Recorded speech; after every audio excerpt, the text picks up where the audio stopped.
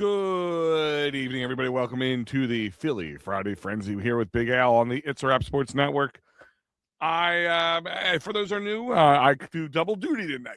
That's right, double duty of covering, the week's sports news, sports conversations, as well as lead you in during the Phillies Friday game right now to discuss the Titans final and discuss tonight's game. But tonight, before that, we're going to talk about the current state of the Phillies. We're going to talk about the Phillies right now down 3-0 to the Rockies. Luzardo not having the greatest pitching out right now. He's got 82 pitches thrown in only 4 innings with no outs. Well, maybe one right here. Nope, not even one right there. Good bunt placement. 2 men on base, no outs, 4th inning, 83 pitches thrown, 3-0 Colorado. Right after a two-run homer from Hunter Goodman. So 2 days in a row, some struggling pitching from the Phillies. And it shows this is where the Phillies were bad before Don Mattingly took over. It's really where he struggled to begin with the offense is not really helping out very much, as it didn't much last night, and it's not really getting going right now. Alec Boehm is out for the second night in a row, as Don Mattingly calls a reset night. We're resetting him. He's supposed to be in the lineup tomorrow, but 2 nights in a row last night, and which wouldn't have done him any good anyway. And then tonight as well against the Rockies. The Phillies have made strides. Another well-placed hit. This Jesus is having a real tough go at. Another run scored. It looks like up 2 other runs scored. It was a bases clearing double, it looks like. So, or triple, should I say. Just the way careened, it really didn't help the Phillies on that one.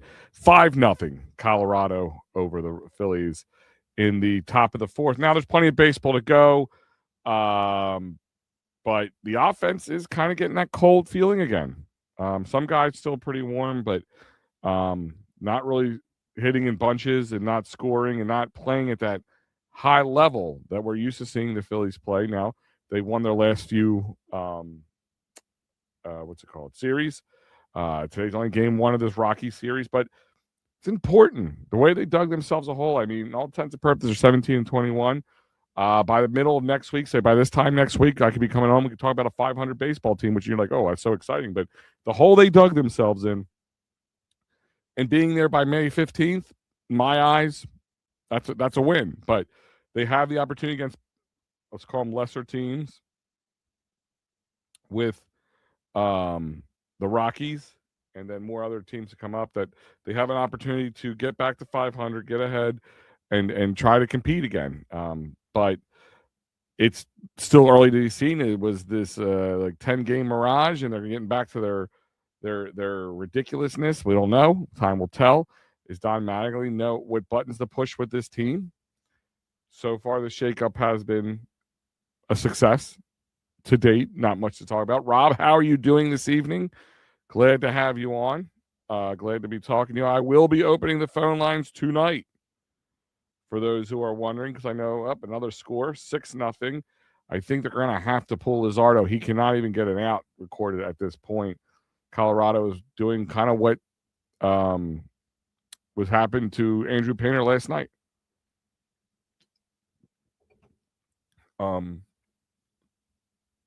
Not a good look. I mean, the pitching has been just on fire since Malley took over. The last couple nights, that is not the case. And he's at 89 pitches, so this has to be his last inning, and he just has no control right now. He is just hurling the ball, and when he does throw it, it's a frozen rope right down the middle. So I think somebody needs to get stirring and get him out of here. I hate to see this go to another quick game again and tax the bullpen, because there is a lot of injuries in the bullpen right now. Kyle Backus is on the 15-day DL for left elbow inflammation. Zach Pop, 15-day DL for right calf strain. And Max Lazar is on the 60-day IL with a left oblique strain and has begun a rehab assignment with Single-A Jersey Shore. Johan Rojas is back, but I don't know if they're going to do back-to-back games with him just yet. But, Jesus is just – he can't hit a mark. He can't hit a mark. They got to get him out of there. But we're going to talk about that. We're going to talk about both the the Flyers and the Sixers, both in the deficit. Right now, the Flyers are going on. I'm going to check in on that a little bit, too, as we go along. I'll pull that up on my fourth screen here. No OG and the addition of Embiid help the Sixers scrape out a win and keep it 2-1 while they're back in Philly. We'll find out about that one. The Sixers really need to kind of they really are hurting out with McCain. The McCain trade really, I think it was burning them. I don't know. I still don't understand why they did that, but they did. Oh, it's on Prime. I'm wondering where the game was. Like, why can't I find the game? And there it is, because Prime, I'm still getting used to things being on Prime. Put that right here. The Sixers are up 31-29 in the second, early in the second quarter, for those who are paying attention. But you need a more solid game from the Sixers. They have to kind of stifle the Knicks a little bit more. The Knicks have just kind of been having their way with them, and the Sixers, it looks like they haven't been able to do much. And Don Mattingly has made his way to the top of the dime. He's making his way out. I mean, they weren't going to get another pitch on another batter. Jesus is getting pulled. He can't even get through more than 3 full innings, letting up 6 runs already. They're calling to the bullpen. So we'll keep you an eye on what's going on there. But like I said, the Sixers are up 33-29. And the Flyers have also dug themselves into a hole of sorts, because they are down 0-3 to the Hurricanes. That's right. They're down 0-3 to the Hurricanes. Listen, Hurricanes are a good team. I'm not here to make excuses, but Hurricanes are a good team, and I kind of really had them picked to go to the Stanley Cup before the Sixers were even a remote chance to go to the playoffs. And even if they were, I still wouldn't feel comfortable saying, "Oh, well, definitely." The Flyers. I mean, the Flyers are young, and I really don't like saying this term, like playing with house money, but kind of is. Like, we didn't really expect this much of the Flyers. It's nice to see them win around. Nice to see these young guys get a taste of playoffs. Coots get in the playoffs because he's saying once he's tired of not getting to the playoffs. Trevor Zegras is just the only one who scored a goal in the last 4-1 loss. So he's been a really blessing in disguise. I don't think anybody really saw that one coming with when they signed him, how much of a big improvement he would be. But so far, he has been that improvement. But my question to you guys tonight is a couple different things. Do you feel it's a victory for the Flyers, I should say, in the sense of, I know the whole point is to win the whole enchilada. Like, don't get me wrong. I'm not getting soft or homery or anything on you. I know certain people listen and they say those words that really can hurt sometimes. I'm just kidding. But do you consider this a win for this year, the 2025-2026 Philadelphia Flyers? Do you feel this is a win? Do you feel that this team has exceeded expectations and it's everything that you would want, you could imagine for this team and more? Like, do you feel that you're happy with how far they got this year, considering where they were at when they were 3.8% chance of getting to the playoffs? Same thing said with the Sixers. I mean, a lot of us, including myself, wrote them off. I really didn't see them winning the first round. I called a gentleman's sweep against the Celtics. Was the Celtics more banged up? or were the Celtics more, do they play down, whatever it is, or do you think the Sixers were able to play up against them, but they're just not a good matchup against the Knicks, and you're happy with them just beating the Celtics? Not happy, but they exceeded your expectations. And the Phillies, same thing with the Phillies. Are the Phillies, I want to say exceeding your expectations, but are they bringing you back in? Are you believing in this team again? I know last two nights aren't the best one. More the starting pitching. Last two nights have been really difficult. I mean, I know it's only the top of the fourth, but I would like to see a little bit more offense from this team. But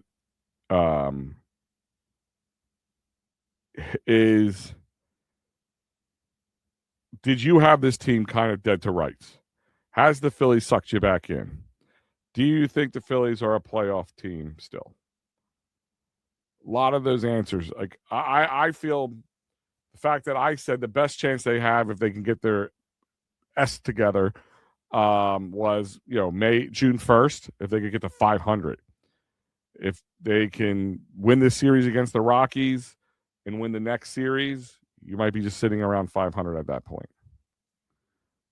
or closer. But by this time Friday, you could be playing to be 500. And in our division, that's not a bad thing, except for the Braves, who are just running away with it. Somehow we're still in top 2 or 3. We're third place right now, I think, with our loss yesterday. We were second place going into the game. But, it's, are you content with how far the Flyers went? Did the Sixers exceed your expectations, or are they just doing what they've always done for you? And the Phillies, are you so far happy with Don Mattingly, and are you surprised that they're even this close to 500, knowing the hole that they kind of dug themselves into was pretty deep? I mean, it's a really deep hole. Like, we always say you can't win the division in April, but you can sure as hell lose it. And it really felt like that. Like that term was coming true. Rob, you're saying it's a good season for the Flyers. I think it's a successful growth season. I think that's a good way of putting it. It's a successful growth season.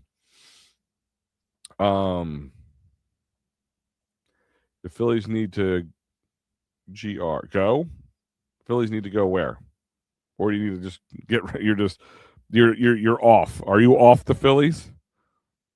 Is the best way of putting it? Like, are you just done with them for the season? Like, you have zero expectations for the Phillies?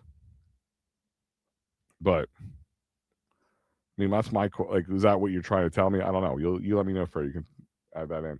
But like I said, right now the Flyers are on a 3-0 deficit against a very talented, very well coached Rod Brindamore team. The power play, the penalty kill is killing them. Was it 9 penalties last night? And an ineffective power play really was just kind of the death note nail for them. Yeah, I mean, the offense needs to get going. They when you were down in this hole, you need to stay a little bit warmer than they can't keep going hot and cold like they have. And they can't get cocky either. Like, I wonder, the Rockies aren't a good team. They haven't. You typically aren't. I mean, probably one of the few teams, at this point that the Phillies could be in front of. And Bryce Harper hits a well-placed single in the center field. That's one of the good shining lights. I think Bryce Harper's been really consistent with his hitting. His strikeout to walk ratio has really start to even out, which is great for him because he can get through some strikeouts, unlike Kyle Schwarber.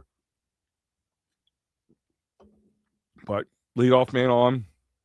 This is what they need to do. Now they need to tie some together. Can Garcia come up and push him over? That's going to be the question. We'll keep an eye on that. But they need to support this team and not look at a 6-hole deficit as a death wish, especially in the 4th inning. I'm not saying you have to get all 6 back in one fell swoop, but if you could chip off 2 or 3 runs in this inning, there's a whole new ballgame. You should put stress on the Colorado Rockies.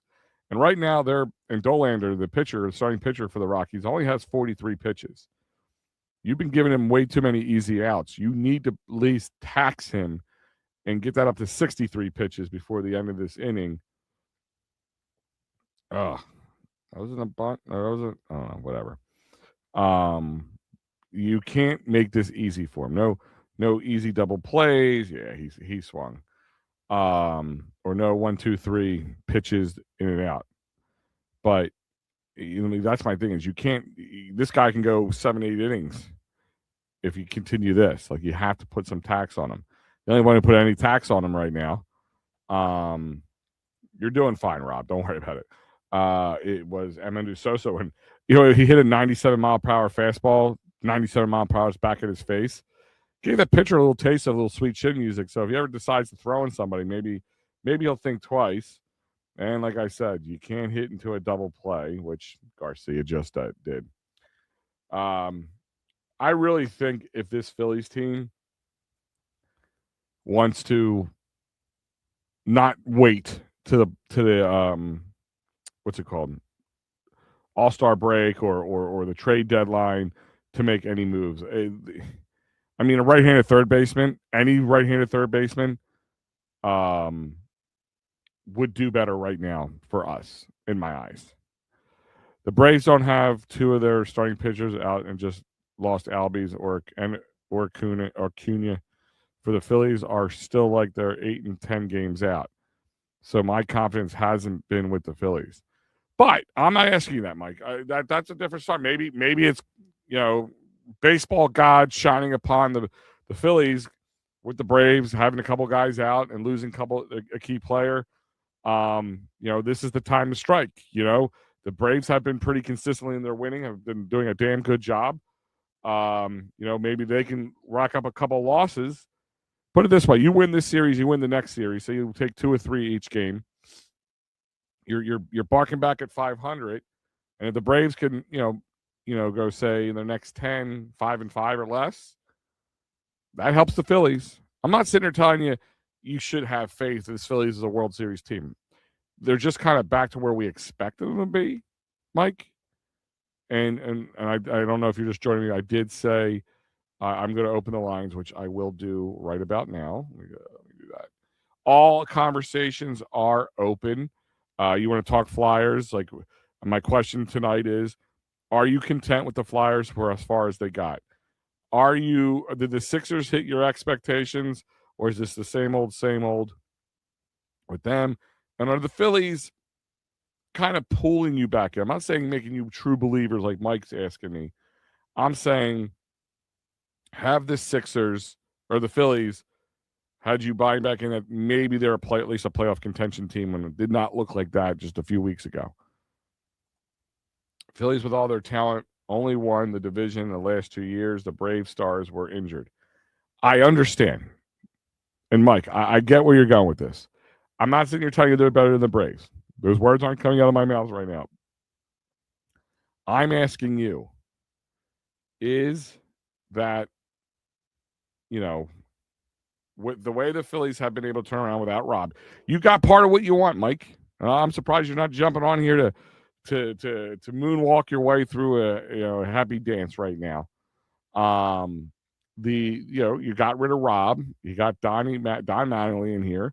Team so far in a small sample size has responded to him. The question is, can they keep responding to adversity? Can they try not to trap 2 games in a row? Because unfortunately, 2 games in a row for them is real difficult at this point. They really need to get above 500 and start putting some space between them and the lesser of teams. Is my question. I know you keep comparing them to the Braves, and you can compare them all you want to the Braves and the Dodgers and all the other good teams. My question is, are the Phillies sucking you back into believing that they could make it to the playoffs and are not as bad as we originally thought about 3-4 weeks ago? Like, that's kind of what I want to know from people tonight. So like I said, the phone lines are open. If you go into the chats for the YouTube and Facebook page here, there's a StreamYard link. It's real easy. You click on the StreamYard link. And then you can come in with just audio. You can come in audio, video, whatever it is you want to do. And then we can talk. You can ask me questions. I'll ask you questions. We're talking about the Sixers. We're talking about the Flyers. We're talking about the Phillies. We're gonna even talk a little bit about the Eagles. I mean, right now it's not much to talk about with the Eagles. Um, they picked up their 5th-year options with Jalen Carter and Nolan Smith, as we know. I think UDFA signings include standout linebacker, Alabama linebacker Dante Lawson. They also signed linebacker Isaiah King. But we're going to talk about their schedule that should be released on May 14th. Yeah, will be officially released on May 14th, this upcoming Thursday. I think they already announced the international games, right? But they have tough slate. They have tough sledding in front of them. They're going to see the Seahawks. They're going to see the Texans. They have, with their first place win last or in the division, it's going to give them a tough schedule.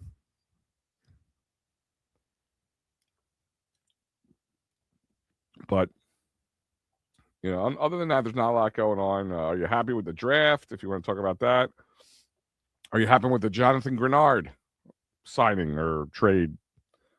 And are you happy with Mekhi Lemon getting number 9, first player to have it since MVP superstar Nick Foles, Super Bowl MVP Nick Foles? Are you happy with that so far? For those who are watching along right now, the Colorado Rockies are up 6-0 on the Phillies, the top of the 5th. Jesus Luzardo just did not have it tonight and really kind of fell apart quickly. Couldn't get through the 4th inning at all. They didn't get one out in the 4th inning. They had to make a quick change to Bolin. The Sixers are down 41-38 with about 6.5 minutes left in the first half. They just out hustle them. Sixers can't keep up with the Knicks. Like really, they can't. They move the ball around a little bit more fluidly for the most part. But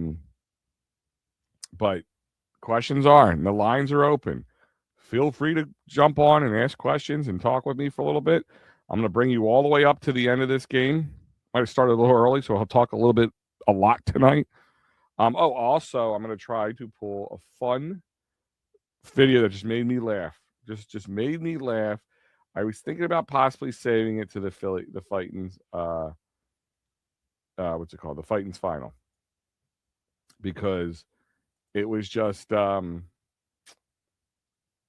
comical. And it's one of those things that, I don't know if they knew what they were doing when they did it.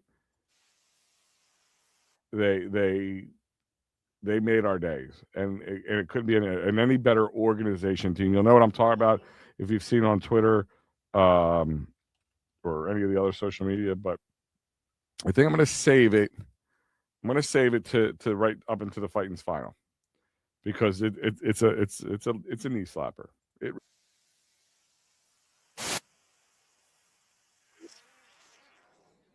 But it's worth it. It's worth it. It's real funny.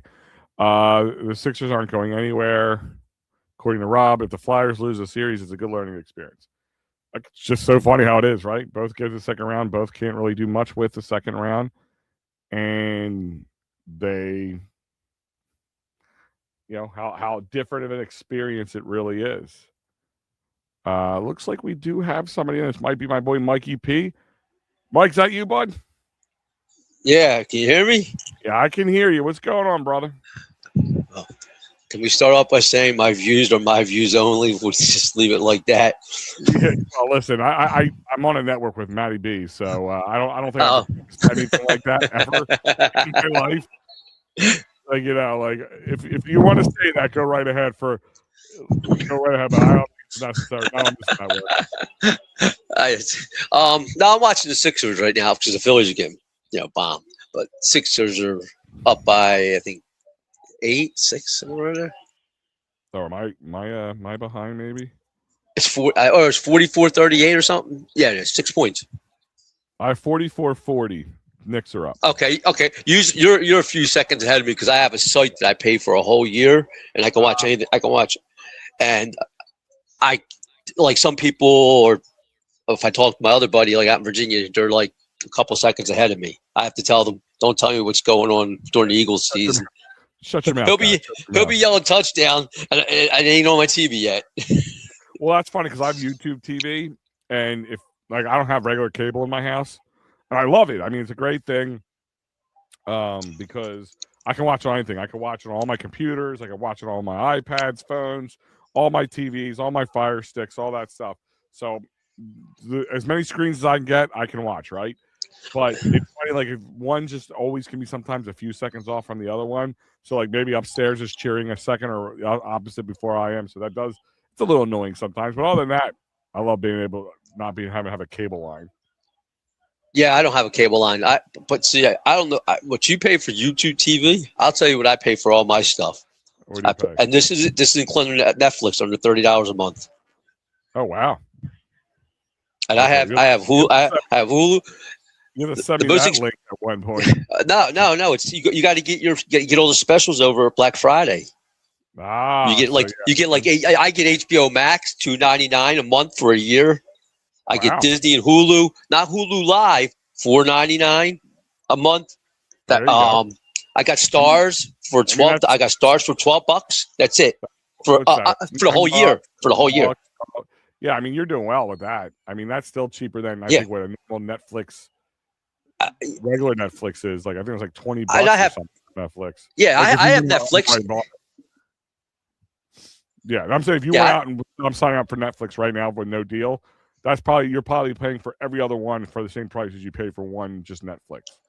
Yeah, because I got rid of all that cable years ago, and then I figured this out, and then I got this site that I was saying where I could watch any football, basketball, hockey. You get certain cable stations with it. You get all the MLB, NFL, NHL, and NBA networks, ESPNs, and I pay $124 for the whole year. Wow, I'll check that out. For the whole, I can send you the link. Yes, I mean you could do 6 months. You could. It's $19.99 for a month. It's like I think it's like whatever. It's like you can do a 6 month one, then you can do the year. I usually just do the year. And then I pass my email around, and it don't get affected. Well, that's pretty crazy. But when it's up in October, I'm going to make people pay if they want to do it. I mean, you can watch anything you want. If it's just divvy up like $30-$40 a person, whoever wants to get involved with me. Why not? But so let's talk about it. I know you're kind of messy about the Phillies, but let's walk the sports right now. Active sports, the Flyers. Okay. Are you? I want to say content. I hate using that term. I know the whole point is to win the whole thing, but where expectations were going into this, are your expectations? Even though it just hasn't been a great what's it called? A great series with Carolina. Are you at least happy with what you've seen from the Flyers this season, especially towards the end and making the playoffs? Yeah, I mean, I'm not. They beat your expectations, I guess. Yeah, because I didn't think they would be relevant to 2029, 2030. Okay. And I really don't watch hockey. It's very sparingly, but what they're doing is playing with house money, nothing to lose, everything to gain, and whether they win one game, they won one series, whether they won one game in the second or whatever, how many games are done. They're in the top 6 of free agent money. People are going to want to come here. Yeah. Man, they got these young guys. Do you think this makes them like a bigger appeal to other teams? For players, or what do you mean? Yeah, for players. Yeah. The guys who may be like, nah, I really want to go somewhere else so I have a better chance of winning. But do you feel like this kind of propelled them a little higher? Yes, and there is an X factors. The coach, Rick Tocchet. He's a proven winner. He's you know what I mean. So people, they see young and they I mean, they might have to overpay for somebody, but I mean, if you overpay and you start winning, that means other guys are going to be drawn here. So it's all going to equal out in the end anyway. But I think the Flyers, I think they win tomorrow. I think they're done the game after that. Yeah, I think what they have to do is they have to get a goaltender. That guy got hot. That's all he did. He got hot. He's a good goaltender, but he got hot at the right time. You think it's kind of just fluky. That's what you're saying to me right now. You don't think he can learn and grow from this as much as anybody else? How old is Villar or whatever's name? Was he drafted or wasn't he signed? Yeah, I mean he's not old. Oh, I don't know. I mean, maybe I don't know much about it because I don't really watch. I just heard about the guy calling him the Dark Villar. That was just pretty cool. He's only 28. He's 28 years old. I mean, yeah. I mean, some guys. I always say people get life at their own time. You know what I mean? We're all different. You might get everybody figures it out. You got to take opportunity sometimes. Sometimes guys are in front of you, or you're being held up. I mean, I think he earned at least another starting position next year. I'm not saying sit on your laurels. You don't need a goalie, but I'm also saying that you can. He had 4 seasons with the Flames. He's on signed a 2-year deal. I think it's about $3 million a year, give or take. I know in hockey it's a little higher than maybe playing baseball or football or something. But I mean, like you said, you got a couple of years. I mean, he's a big boy, 6'6". I think he's at least earned the starting position for next year. Can it go 2 years in a row? I mean, that would be a huge coup for the Flyers. Like if they don't have to go out and look for another goalie, like as a mainstay piece. But right now, like you said, if they win Game 4, they will go on to that's tomorrow. So Monday, I think, is the next one, May 11th. And then May 13th and May 16th, if they somehow stretch this out to a 7-game series, which I highly doubt, but that would be the remaining games. Now, let me ask you this question. Same kind of question, different team. The Sixers. Did the Sixers? Because I had them no chance even making the playoffs, let alone somehow beating the Celtics in 7. Are they above expectations? Are they just doing what you expected them to do? Like, where are you at on your feelings with the Sixers being now down 2-0 to the Knicks, and it looks like trailing them pretty much at the end of the half?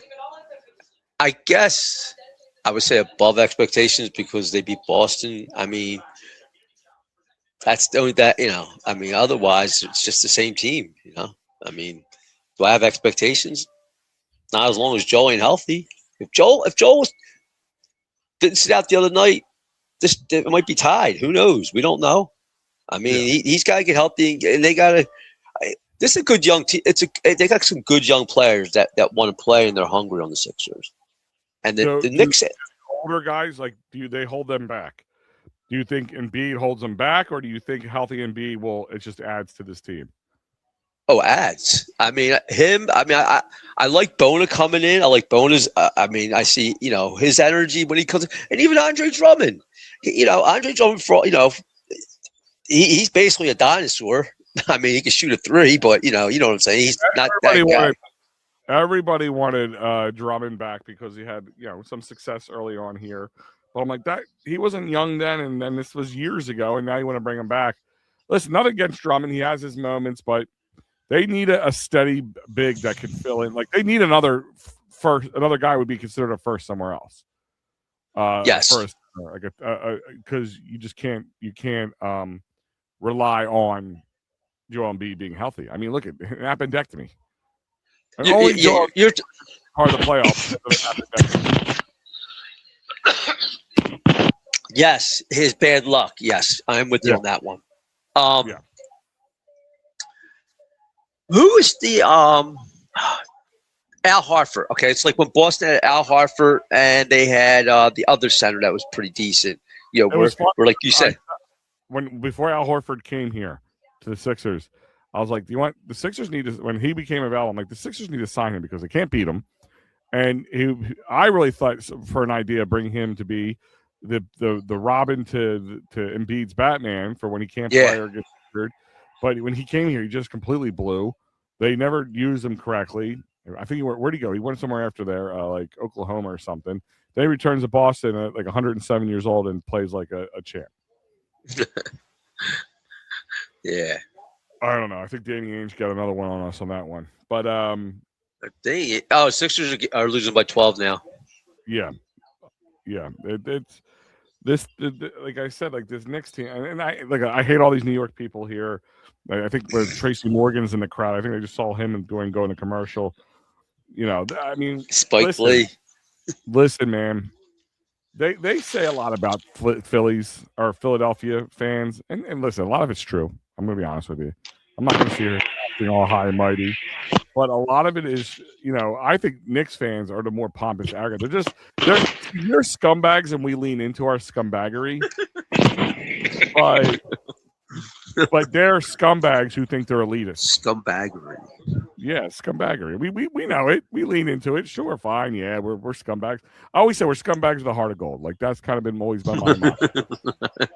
But those guys are people who they're scumbags who think they're elitist. Like they just this New York swagger just because your city's the background in every other movie. Like get lost, bro. Like I really don't care about that. But how about the Eagles? I haven't talked to you much since. Are you happy with the draft? Are you happy with Mekhi Lemon wearing number 9? I don't. Do you not get into the whole the numbers thing? No. He ain't wearing Dawkins. They're not wearing Reggie. Just some numbers. So but only if they're officially retired. Do you agree with it? No. Nick Foles. You believe there's certain people you shouldn't touch. There's certain people you shouldn't touch, but like, Nick Foles. If I went to go play for the Eagles right now, and I said I'm going to wear number 62, would that be acceptable? No. Nick Foles. He's only had. He had one good year. I'm not disagreeing with you. And then he played with a half year. Yeah, you're right. Yeah, no, the one good year was under Chip Kelly, and then the 27-0 and no interception. Well, I'm saying when he returned. He only had that one hit. That's all he had. Yeah, that's all he had after that. So I don't have a problem wearing that number. Didn't Jim McMahon wear that number too when he was here? I think he wore number 9.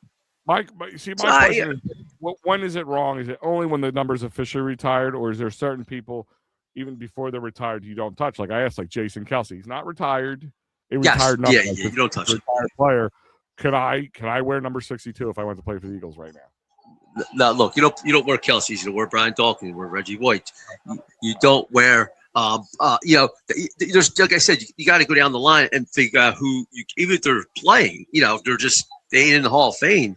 I mean, I'm a huge Andre Waters and Wes Hopkins, but I mean, Waters is officially retired now because of numbers. Because at one point you're going to run out of numbers. Yeah. Now now the pick. I don't mind the pick with Howie taking him. Now, does that mean that is it a guarantee that AJ Brown's traded? I mean, that's the whole thing. I mean, Lemon was meaning okay, we're going to trade AJ now. I think that the AJ Brown conversation is AJ Brown wants to leave. I think the grass is greener in AJ Brown's eyes. He wants to go to another quarterback where he can pat stat. Or stat pats, I should say. No, I get what you're saying, but people are saying that deal's done. How do we know that? I wouldn't put it past them. But if it's not done, and say they had to keep Brown, think of that. They keep Brown. That kid's your slot guy, and how much havoc can he cause on the defense? Because who can stick him if he's in the slot? Listen, if you keep AJ Brown, that's only a plus. I mean, you still got AJ Smitty, you got Mekhi, you got Devontae Witt. Yeah, but there's the X factor. Brown, but there's an X factor. What's that? The quarterback, Jalen Hurts. Can he run a true West Coast offense? That's what I heard Sean Mannion wants to run. Well, that's the point. Is he is running what you've seen Sean McVay, and you've seen Green Bay Packers, because that's where he came from. They have a very stacked wide receiver room, but they move the ball around, and maybe that's not what. Again, AJ Brown wanting to be more of the AJ Brown show, is that keeping him from doing that? Is that one of the reasons he wants to go? Maybe. Yeah, but what I'm saying is you got Yeah. But we got to depend on Jalen 3-step dropping it. Everything You know what I'm saying? Quarterback. I'm asking. But the problem, but here's the yeah. Hmm? If he's not the factor, do you think that's one of the reasons he wants to go? And I don't want to. I want to be at a place where I'm the number one guy, and I'm gonna get the the large amount. We know Brown wants that. Yes. That's what he does, and honestly, I'm not being I don't know. Like I try not to hate on AJ Brown because I really do like AJ Brown, and I really think there's a Dr. Jekyll, Mr. Hyde kind of personality with him. I think he is very much about himself, but he's not a terrible teammate either. Well, he's not T.O. He's not one of those cancer in the locker rooms like Antonio Brown type guys. Yeah, but where's Donovan? Where's Jalen fall into that? Because he don't read progressions very fast. We heard he don't like. He plays differently in the game than in practice. Mm-hmm. And it ain't what he does in practice, So I mean, you factor that in. This is kind of, I want to say, a make or break year for Jalen, but it is a. They drafted the quarterback. I'm not worried about that. But he's under a microscope. Like if he can't do something, if he just kind of squandered, like he has some built-in excuses this year. A lot of drops, bad offensive play calling, bad offensive line play, or not healthy offensive line. He had some built-in excuses this season. So if the O-line's healthier and the play calling is much improved, but again, like I make the same comments. Like when we did have a good offensive coordinator and a healthy O-line, Jalen Hurts flourished. Am I wrong? I mean, did he not flourish in 22? Did he not flourish in 24? And for a good portion of 23, I mean, he flourished when things were good for him. No, but he flourished under offensive coordinators that didn't have a connection to Sirianni. So he might flourish this year. The only thing I worry about is, can he run the West Coast offense? That's what it comes down to. Well, he's an RPO guy. You're taking an RPO guy and trying to get him to do 3-step drops and all that other stuff. I want to see him play under center more because that's been apparently the news going around. He just can't do. You know what I mean? He doesn't want to, or he can't, or he doesn't work well for him, or whatever the reason behind it is. Listen, I'm not saying AJ or Jalen doesn't need some scrutiny, but it's going to take. I can't sit here and tell you that. I know a lot of people want to bang on him, especially some guys on this network who started the network. But I really think he gets kind of the shit under the stick a little bit. Not that he doesn't deserve it sometimes, but he's not as bad as people put him out to be. Like, come on, man. Like, it's not fluky. I mean, the guy, when he plays at his top, he really can carry a team, and we've seen it. Yes, but, he can. Any parting words before I let you go? Because I do have somebody else on the other line here. Looks like Joe is waiting here. Oh, Joe Hale. Yep. Oh, shout out to Ricky Deal. He's doing better. That's and good to Joe hear. Hale is the man. So, any last parting words? Yeah. The bumbling buffoon was fired, made my day. They finally figured it out 4 years later. Just singing and dancing about that one. Oh, I did. But now I got to deal with Mattingly, but that's a whole different thing. So we'll just. You don't like the Don coaching? Okay, how do you put this? I'm not. He's. I just don't. A part of it, because when you're the bench coach, you're going to always take on some of the manager that left.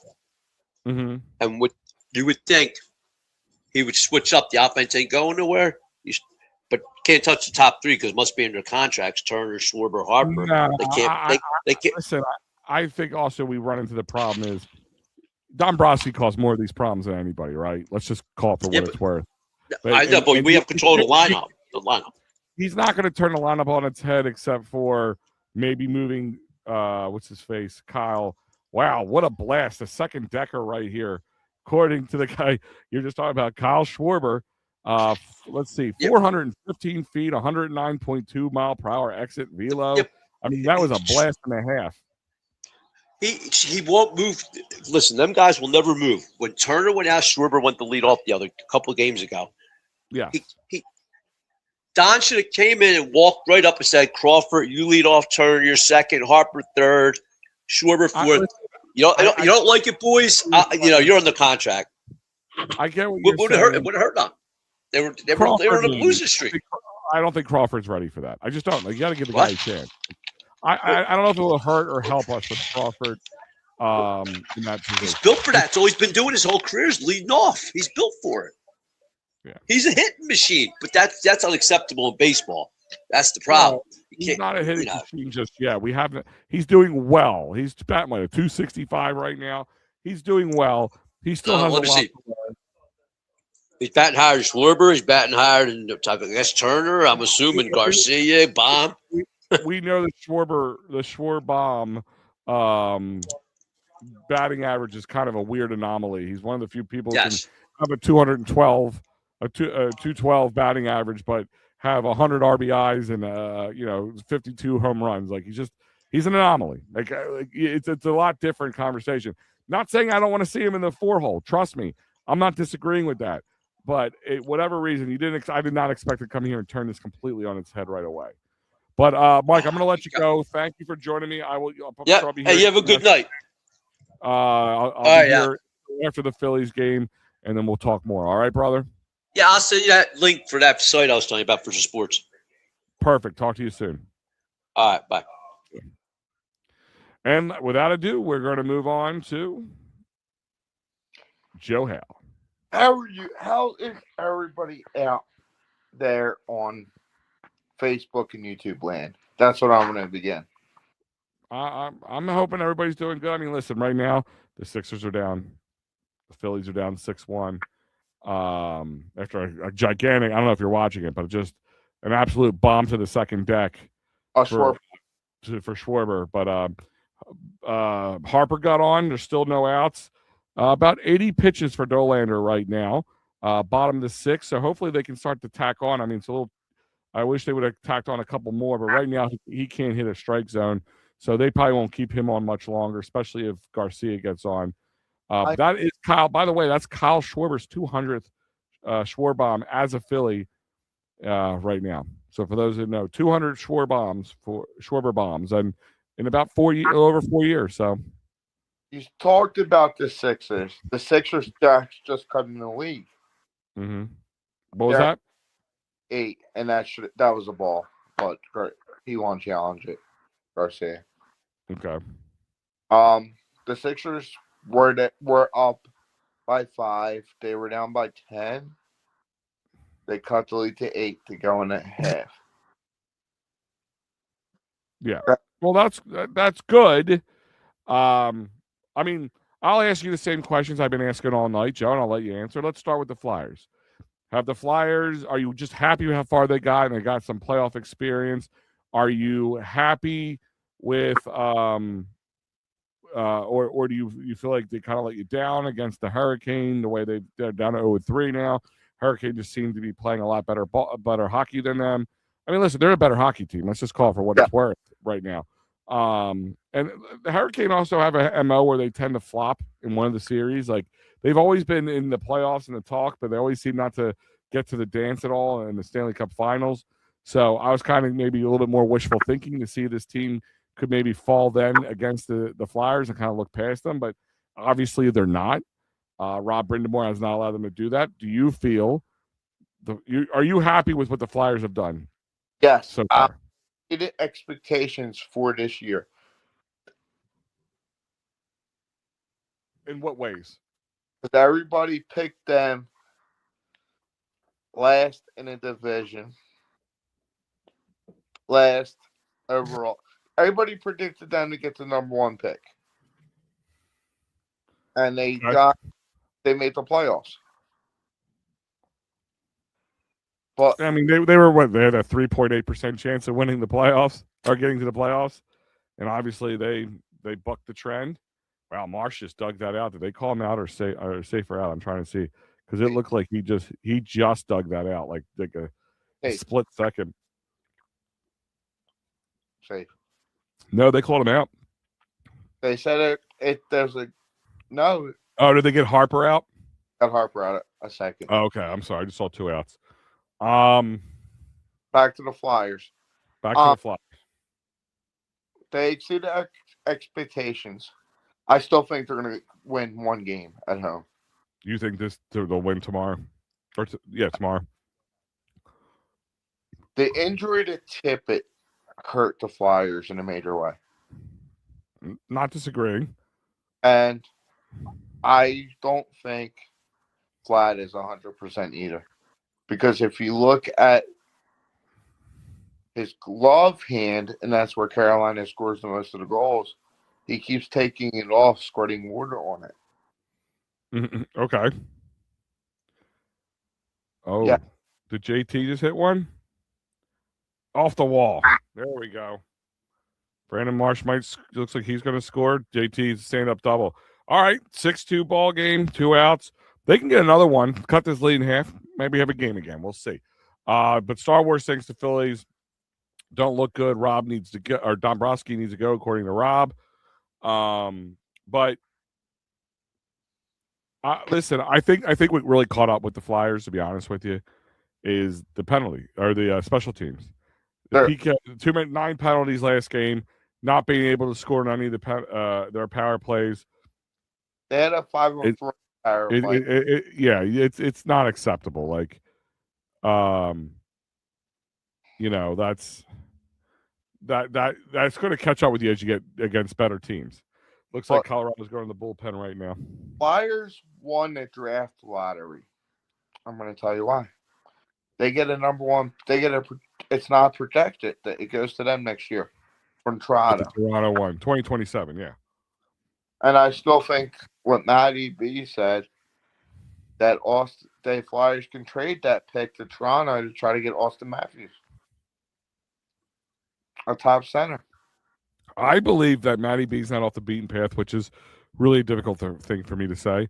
But I think the Flyers will try to make some splash plays, and maybe they will trade that pick to a team like Toronto who needs to build up again and try to kind of speed things along with the success that they have now to not just get to the playoffs next year, but become more dangerous in the playoffs. Yes, get to the Eastern Conference semifinals, which they did this year. Yeah. I mean, listen, I don't want to see this team go 1 and then not go for another 3 years in the playoffs. That would be a loss. They have to go back to back. They have to go to the playoffs. Amy's chiming in. All these Knicks fans here is a decrease. I guess she's saying disgrace. And the Sixers players are making it worse. So sad. Yeah, I mean, you can't stop them from doing it. And the Knicks, listen, it's on us to go up there and take over their stadium. And it's on us to buy more tickets. And you know what? We're like a deal to them. We're 2 hours down the road, and the cost of tickets are probably half the price. Spike Lee could probably buy a whole row for what he pays for 1 ticket up in New York. You asked Kaepernick if the Sixers would be better without Embiid. I think they would be. Why is that? Because you got Maxey and VJ. They're 2 different types of players, though. Yes, you still need a big. I like the Drummond, but he's not an everyday guy. Mm-hmm. And I like Bona better than Drummond, but I don't like your president. I think who's on the board? Bob, what is his name from the Golden State GM? I think he's going to be the next president. You think he's going to take over from Morey? Yes. And maybe. I think if the Sixers don't get past this round, goodbye Nick Nurse, hello Steve Kerr. You think if they lose to the Knicks, which, let's be honest, smells like what's going to happen overall, I don't know if they're going to have the same gumption to come back and be able to beat the Knicks if they lose tonight, especially like they did to Boston. I don't think you're gonna be able to do that two series in a row. They just outsized Boston a lot. Boston We're was not, according to Amy, we're not going to have nothing to root for until the Eagles start all summer long. I guess Amy's completely out on the Phillies at this point. I would too. So I would ask, what is going to be my next question? Even though it's a small sample size with Don Mattingly, except for the last 2 games, have the Phillies ignited your love for the team and baseball a little bit more? Gave you hope? I mean, because I said all intents and purposes, they could be 500 this time next week. And knowing the hole that they dug themselves in, that's actually like 2 weeks earlier than I even came close to expecting it. Fire Dabrowski and I'll be all right. Well, I'm talking about this year. I mean, they're not going to fire him in the middle of the year. I just don't see that happening. Unless he makes some crazy move. Stott just popped out, yeah. I'm actually meeting a former Philly tomorrow. Who's that? Larry Anderson. Where's that at? It's in Jersey. It's called Royals Cards in New Jersey. Okay, cool. I know LA pretty. I've had the nice opportunity of interviewing a handful of times. He's I've really sat and ate lunch with him a few times when working in the press box. Very nice guy. He'll talk to you. He'll talk baseball with you. Great human being, by the way. Great human being. I want to ask him about what he thinks of the umpires this year. I think the robo ump or umpires in general. Umpires in general. Why is that? Why do you want to ask him that? Because he always talks about the umpires on. Oh well, he always does. I mean, I'm guessing he likes the robo or the ABS system. I mean, it's the best of both worlds. Him, Fransky or Scott Fransky are going to be together in Jersey. Oh, Scott's a great guy too, by the way. I've interviewed Scott Fransky probably like a dozen times. Like, great guy. One of the nicest human beings. He lives in Cherry Hill, New Jersey. A lot of those guys do. A lot of them have homes in New Jersey. A lot of the players have homes in New Jersey. Logan Township's a big area for them, especially the guys on shorter contracts. I'll tell you a story. I have a friend who has a nice big house out in Sweetsboro, right? And his neighbor across the street used to throw these big old poker tournaments in his living room, and it'd be like 10 tables of like 1,000. Like there'd be like 100 people in there. Like there was a lot of people. Robert. Huh? Robert said, "Good evening, Joe." Oh, good evening. Yes. And one day I'm playing a poker tournament, and I'm kicking ass, dude. I'm making it to the 10th table or the final table. And he's sitting next to me, former Flyer Cody Ashe, sitting there. Or I mean, Aaron Asher, not Cody Ashe. Cody Asher, the fifth. Aaron Asher. Rick Tockett lives in Deptford Township. Yeah, I'm telling you, Jersey's a big area for them because it's right over the bridge. They have some big houses out there. You know, they're not mansions, but they're affordable, nice big houses and nice areas. So it's very, very very big area for the players and coaches. You know, especially Amy. I'll let you help me answer this question, Joe. Amy wants to know: do you think the Eagles go back to the Super Bowl this year?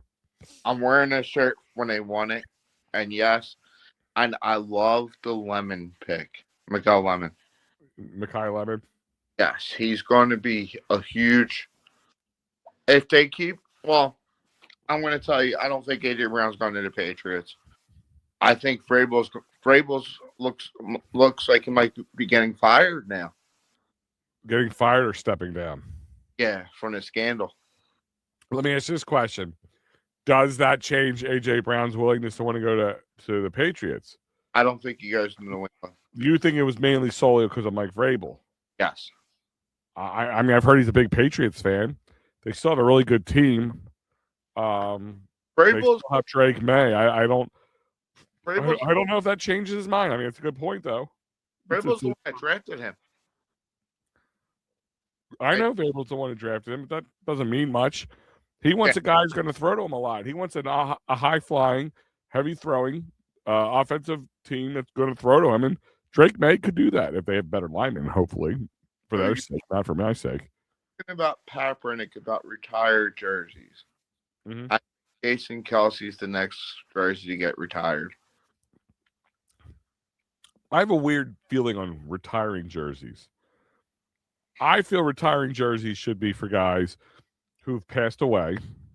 Okay. Because at one point you're going to run out of numbers. Like there's only so many numbers you can, and then if you just start willy-nilly retiring jerseys, then you're not going to be able to retire jerseys for people who maybe want to retire down the line. I don't think Jason Kelsey should have a retired jersey, and I love Jason Kelsey. I got a signed Jason Kelsey jersey. I got a signed Jason Kelsey football card. I got a signed Jason Kelsey helmet. I'm a huge Jason Kelsey fan. But at the same time, I don't think his jerseys should be retired. I mean, what point do we stop retiring these jerseys? I should be like a really hey, God forbid, if like Nick Foles Brown or Dre, yes, or Jason Kelsey passed away or something like that. I think that's when you retire the jerseys. And even then, depending on the situation and the circumstances. My point is, did they just hit another home run? God damn it! This game's kind of getting away from them now. Yeah, it was not that it wasn't already pretty much away from them, but that doesn't help. 2-out solo homer. Mesa just gave up. Freeman just hit that one, so that doesn't help. And for those who are joining me, I will be going into the Titans final once this game goes to an end. I did put the I'll put it back in here too. Case for anybody. Oh, wrong one. Hold on one second. You're good. If anybody, after Joe and I are done having a conversation, you want to join the conversation, you can click on this link. You don't have to have video. You can do just the audio. Just turn the video part off. They got out of the seventh, but unfortunately not unscathed. They really need to have a good seventh inning here to make it worthwhile for them to even come back to it. We can't stop the Villanova 3. Yeah, right? I call them the Nova Knicks. The Nova Knicks. 66-57 now. Yeah, it's not much better. Yeah, I know. Yeah, the Knicks teams are just out hustling them. It's just not. It's not pretty. I 100% guarantee. And to answer Amy's original question before we got off the beaten path, Aim, what I'll say to you is, do I think the Eagles can go to the Super Bowl? Yes. Is there a lot of ifs that they have to answer? Because, I mean, not that they haven't done it before, but you have a whole new offense, a whole new offensive coordinating coaching staff. We haven't, hopefully a more healthier offensive line, but still an aging offensive line.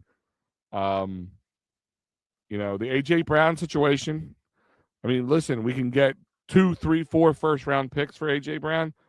Still doesn't replace A.J. Brown. We have no clue Mekhi Lemon is anywhere close to an A.J. Brown replacement, which would be a really hard thing to say, even in the first year.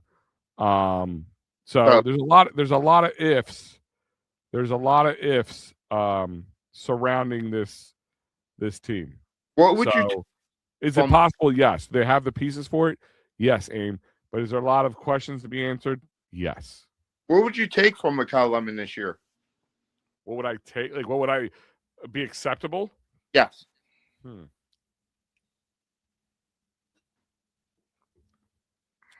Be interesting.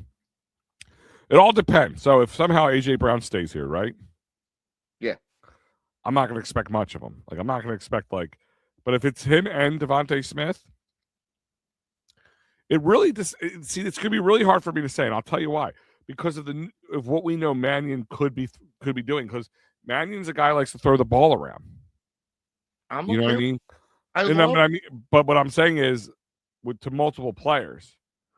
Exactly. It's going to be a lot. And here's the thing is, despite the fact of having really bad offensive coordinating this year, really not great play calling, despite the fact of having a bad offensive line or play, and despite the fact that Jalen Hurts didn't have his greatest season, him and Devontae and AJ still got their 1,000 yards. Yes. So you got to take some things into consideration. I love the Eagles' pick of the quarterback. Ready for this? A wild back. Did you say Goal quarterback or quarterback? the quarter. Okay. I love Andy Dalton being here. I can tell you why. He'll give Jalen Hurts and other players some tips how to be a West Coast offense. Nobody talked about that in the offseason, did they? What's that? You kind of broke up the what? The West Coast offense? Yes, with Andy Dalton mentoring Jalen Hurts. Okay.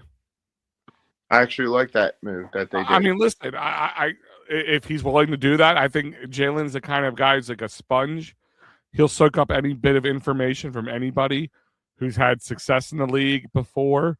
Andy Dalton's been around for a while, so it could be kind of like a Josh McCown type situation. You know what I mean? An elder state mentor is probably close to his last stop as a player. Maybe moves on to be a coach at one point, and this is his chance to start mentoring Maybe while playing. Quarterback coach. Mm-hmm. Yeah. So he could be. It could be really interesting to see how they play. Crawford dug that out. But there's a lot of ifs. Listen, there's always a lot of ifs going into any year. But we had a lot of ifs going into the Super Bowl year, right? Yes, we did. And they answered them. They were a pretty steady Eddie team for the most part of that season. It really wasn't much of a time where we thought otherwise.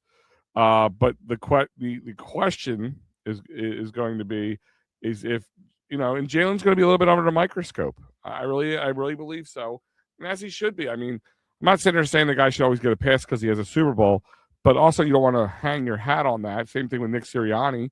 And even I've gotten a little tired of Nick Sirianni's kind of not antics, but when you're winning, you can get away with being a bit of a goof. You know what I mean? Yes. But when you're not winning, or when you're losing a key coordinator in my eye, because I really think Jeff Stalin will be the difference maker for this Eagles team. Not having Jeff Stalin could be the difference between winning and losing for this team. Alice Carl Anthony Towns picked up his fourth foul in the third. Well, that could be good, possibly. But Amy's saying I'm a Villanova fan, and they brought me joy back when they were back then. Now they are causing me pain. I love them now. I can't stand them. I got a little annoyed with Villanova as themselves, Amy. Kind of trying to be a Philly team, and then ever since the Knicks took on a bunch of their players from their championship team, they've been supporting the Knicks more than supporting the Sixers. And you guys, I think that's a no-no, Ames. I think it's a no-no. You know who I went to high school with, right? Say it again. High school at Lowry. Did you go to Kyle Lowry? Connedocker University. Okay. Yeah. I did not know that. Joe, did I lose you? Bruce Harper, how you doing, my friend? What is going on? Like I said, for those who are joining me, if you want to, I'm going to finish up with Joe here in a few moments, but I put the StreamYard link in. Amy, Bruce, Star Wars, Rob, there's an opportunity for you to click on the link.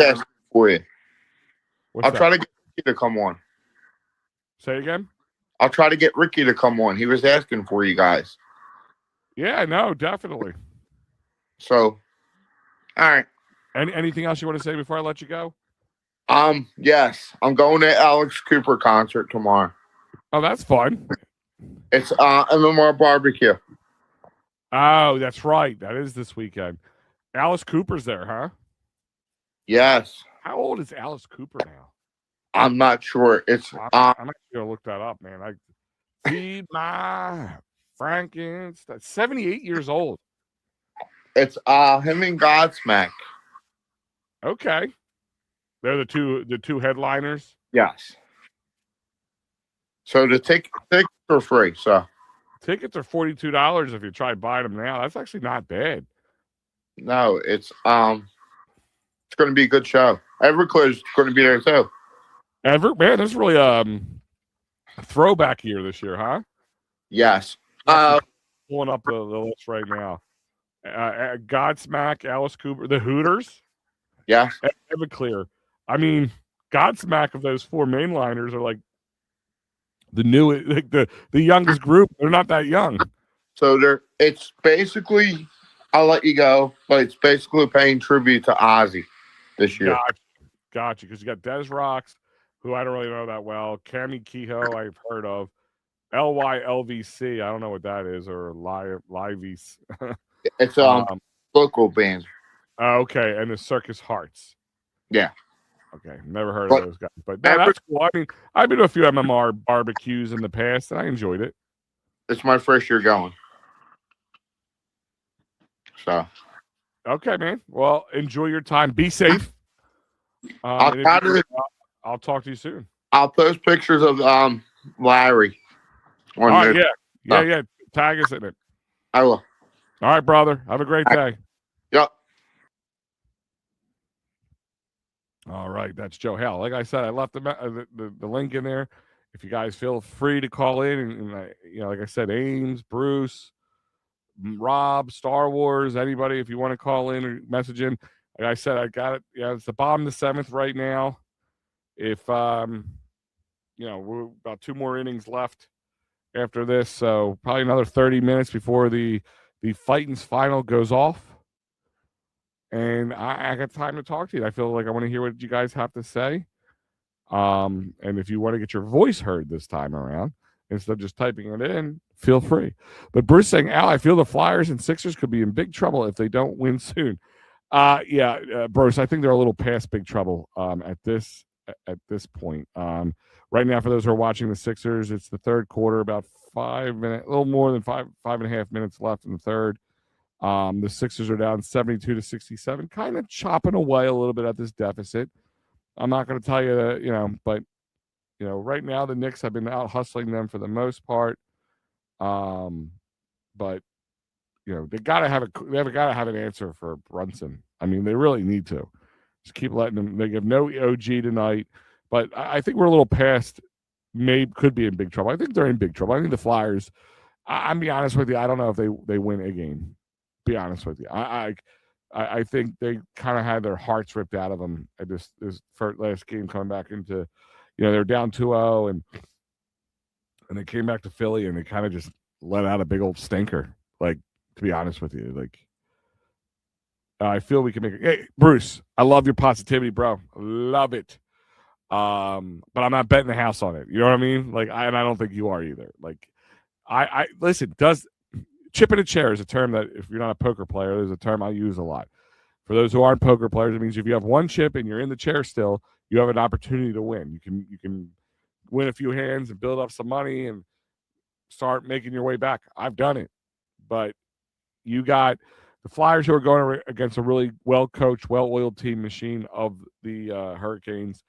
And the Knicks just are out-energizing the Sixers right now.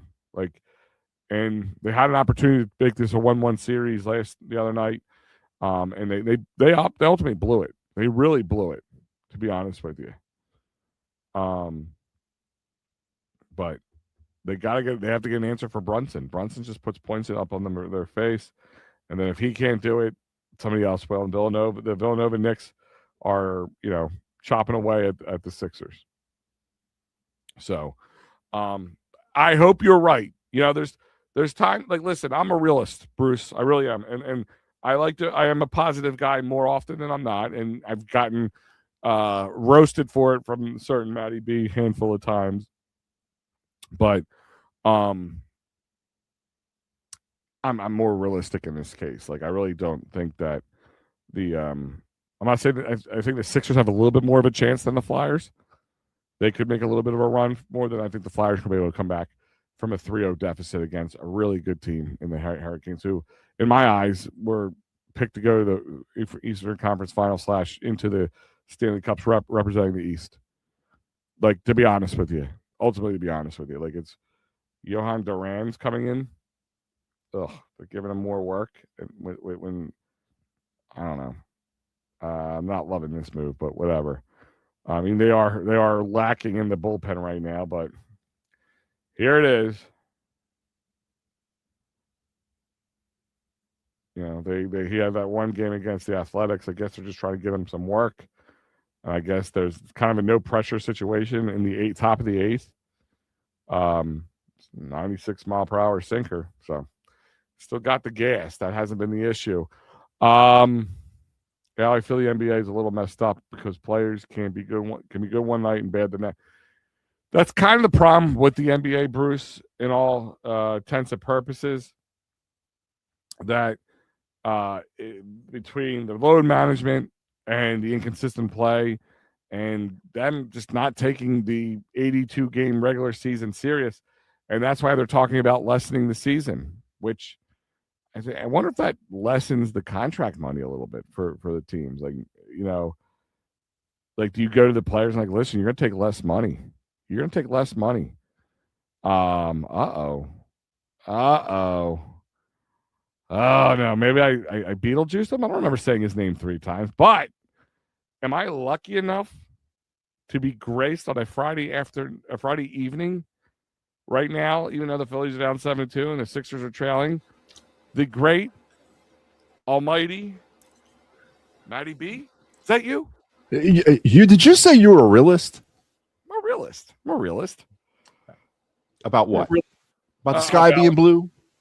About, you know, being down 3-0-3 against the Hurricanes. The Flyers coming back in my eyes would be I mean, they had a 3.8% chance of making the playoffs. Listen. They to have that 3.8% chance of winning this series and doing that twice in one season, the Lightning would really need to strike twice, and the Hurricanes' ankles would all have to fall off at the same time. To be completely honest, even with the Sixers, I mean, the Sixers I think have a slightly more higher chance, but not much more. Yeah, no, I just maybe I was just thrown back by that. You know, I was, tinkering around here doing what I do, and I heard you just had it. You heard me say that. Like, I gotta call in. I gotta come in and break some stones. I get you.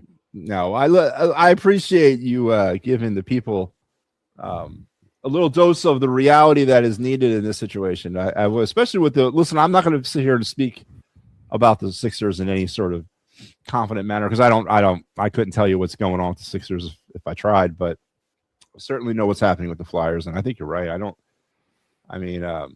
Well, I gave you, I don't know if you heard earlier, I did give you some credit because I agree with you. I know weird words, weird things for me to say too.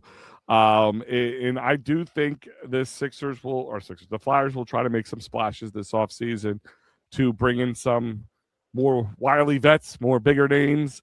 And I mean, do you feel that the Sixers have made enough of the push to make other players feel like, yeah, okay, this is the destination I want to be. I want to play under Rick Tocchet. I want to play with, with guys like Martone and Vladar, maybe Mitch Kopp can get his head out of his ass type situation. I do. I think that, this is the best thing that could have happened in a business standpoint for Danny B and Keith Jones this season, this type of season. I don't subscribe to the whole, it's been a great learning experience. I don't know what the hell that means. Losing is not a great learning experience in any shape of the way. So I'm not going down that road. But as far as opening up this as a destination of wanting to come play, yeah, I mean, I think it could be that way. But the problem is here, Al, and this is some of the Flyers fans out there, they're going to have to come to grips with this. If you look at the free agent market as it stands right now for 2026, we are still a face of the franchise away from being a legitimate Stanley Cup contender. There are no faces of the franchises available in free agency this year. There's a few complement players.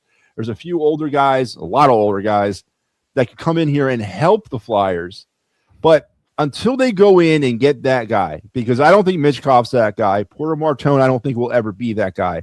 It's that guy, that number one center, he's not available in free agency. So the Flyers are going to have to go out and sort of get a trade going or two to try to get that guy here. There's a couple of those guys out there that they could do and get a trade with. Is there anybody on a team that kind of like the Flyers last few years is kind of in a rebuild stage or not really the contend stage? Is there a guy or two in your eyes that you feel that they could make let's not sell the farm, but make a trade with and bring somebody in?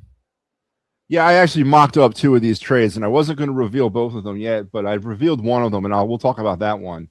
The Toronto Maple Leafs are in a free for all right now. They're going to have to rebuild, and I think they know it. Austin Matthews would be that guy. That would be that guy if they could try to find a way to get Austin Matthews here. I believe the trade I mocked up, I don't have it offhand. It's in my other studio, but it's something in reference to sending Travis Konechny, Ristolainen, who in essence would be a draft pick as well, because he's going to hit the free agent market next year, so he could get flipped at the trade deadline next year for the Maple Leafs to bring in maybe a second-round pick.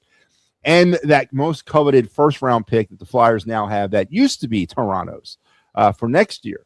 I think that's the kind of trade, and I like to call it the John LeClair trade. That's the trade that Danny B needs to make. That, like, oh my God, this is huge. This is a big, big chance. Like, trading Mark Recchi to the Canadiens was for John LeClair, who John LeClair was nobody when they acquired him. Either was Eric Desjardins, but they turned up being some of the 2 greatest Flyers of all time. That's the type of trade Danny B needs to have this offseason. That's the type of offseason Danny B needs to have, and it's going to come with a certain risk involved, because you're going to have to. All trades have an inherent risk.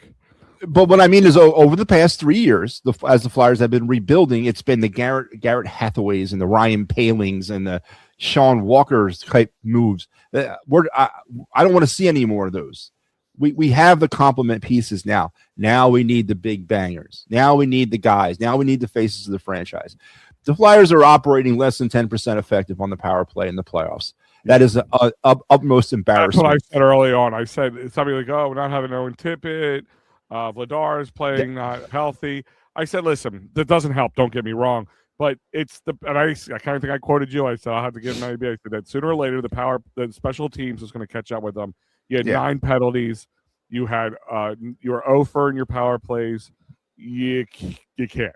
Especially as you get higher up in the playoffs, you can't get away with that.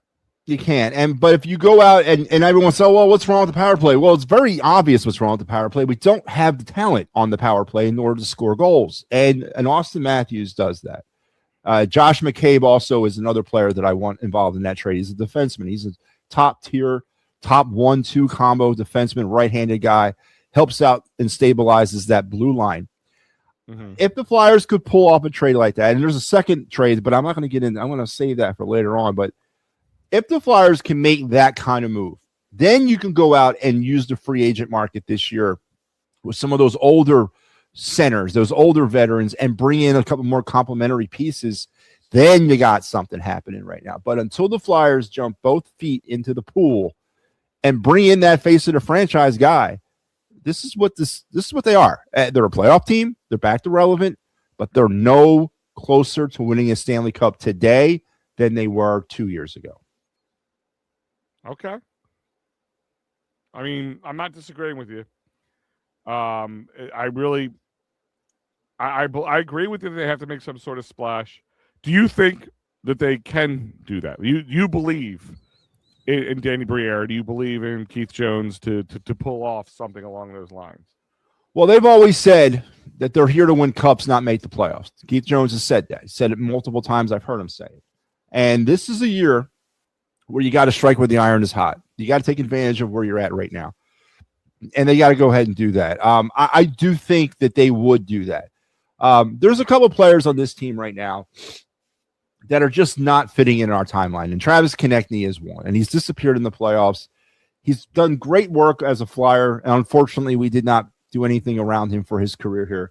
The best Travis Konechny could do for us right now is help us become a Stanley Cup champion involving in a trade of some sort. So I think it is. I think they can do it, and I think they want to do it. It's just a matter of trying to get the right price. I'm trying to pull something up here while you're talking. I just saw it really kind of quickly out of the corner of my eye. I'm trying to see if it's on Twitter. Allen Iverson was just, I believe it was Allen Iverson. It kind of went really quickly. They had him in the stands at the Sixers game, all decked out in Flyers gear, like a Flyers jacket, a Flyers hat. It had all orange and black. Actually looked pretty cool, I'll be honest with you. But I just thought it was funny to have the Sixers game down to a hotel. Hey, would you say AI put on about what 50 pounds since he retired? Oh yeah. Oh yeah. No, he's got a couple chins there. Yeah. Oh man, I saw him. They did that thing the other day. It wasn't the other day, but they did that where they honored the 01 team, and he came out. I'm like, oh my god, man.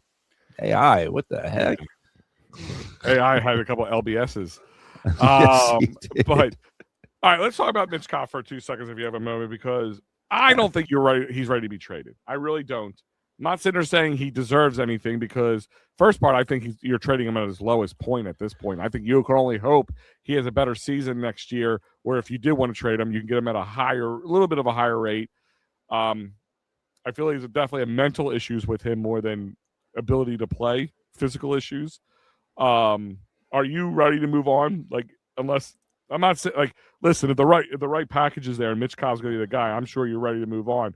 But I'm just saying, are you ready just to move on peanuts, pennies on the dollar with the guy?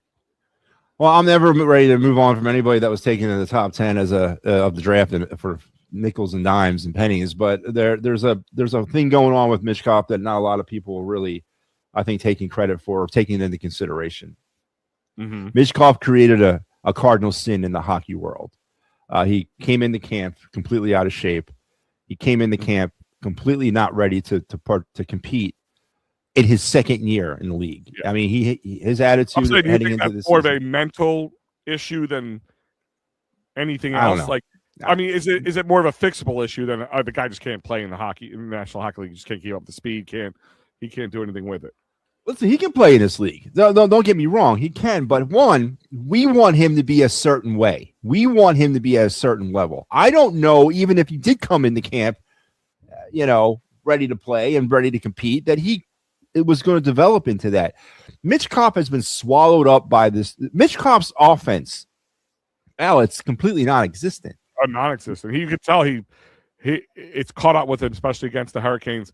And the only thing I can say is, if you want to look for a shining light, maybe when they did sit him the one game, he was a healthy scratch or whatever you want to call it.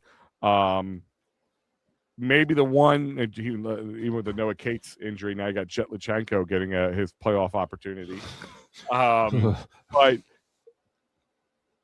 do you think, at least if you trying to put a positive spin or any bright light on the situation, that maybe, like, all right, he's in the playoffs, he's seeing that he is ill prepared, that maybe he doesn't let that happen again? I mean, that's the only thing I can think. I just don't think you can get rid of him this offseason. I think I don't want to say untradeable in the sense that because he's irreplaceable. I'm saying untradeable because you're going to get pennies on the dollar for him. I'm not talking about actual financial, but like any return at all. I mean, it's going to come down to how much damage has been caused by that inside the organization, how the organization feels about him. When the organization is run by two former players, it doesn't help. When it's run by two former players, especially two former Flyers themselves. I don't know. That's an interesting situation. This could be the clashing of the old school and the new school world, as it pertains to player maturity and player, being held accountable. To answer the question about getting rid of him or moving on from him, if the package is there, there's nobody on this team that's untouchable. Sure. Nobody. To include Porter Martone. No, I say that about anybody. I don't care, the Phillies, the Flyers, the Sixers, the Eagles. If the price is right, the price is right, because it is what it is. I mean, like take the A.J. Brown conversation, right? You can get 2 first-round picks for him. Doesn't mean you're going to get A.J. Brown back. He's going to be a big loss no matter how you slice it. But if you don't want to be here and you can get top dollar for him, then you take what you can get. But in this instance, it's a little different. He was a first-round pick. You put a lot of your eggs in the basket of Mitch Kopp, and had a really good season last year. And again, I'm really trying to think that this is more of a mental, like, long from home, just kind of not in the right state of mind. Stop it with this that. Sports psychology kind of comes in important. Do you not? I mean, because you just said the guy can play, right? You're pretty sure he can. His family is here with him. They've been here since he. I'm just saying, like, I'm wondering if it's like a mental depression or something that's keeping. He misses Siberia.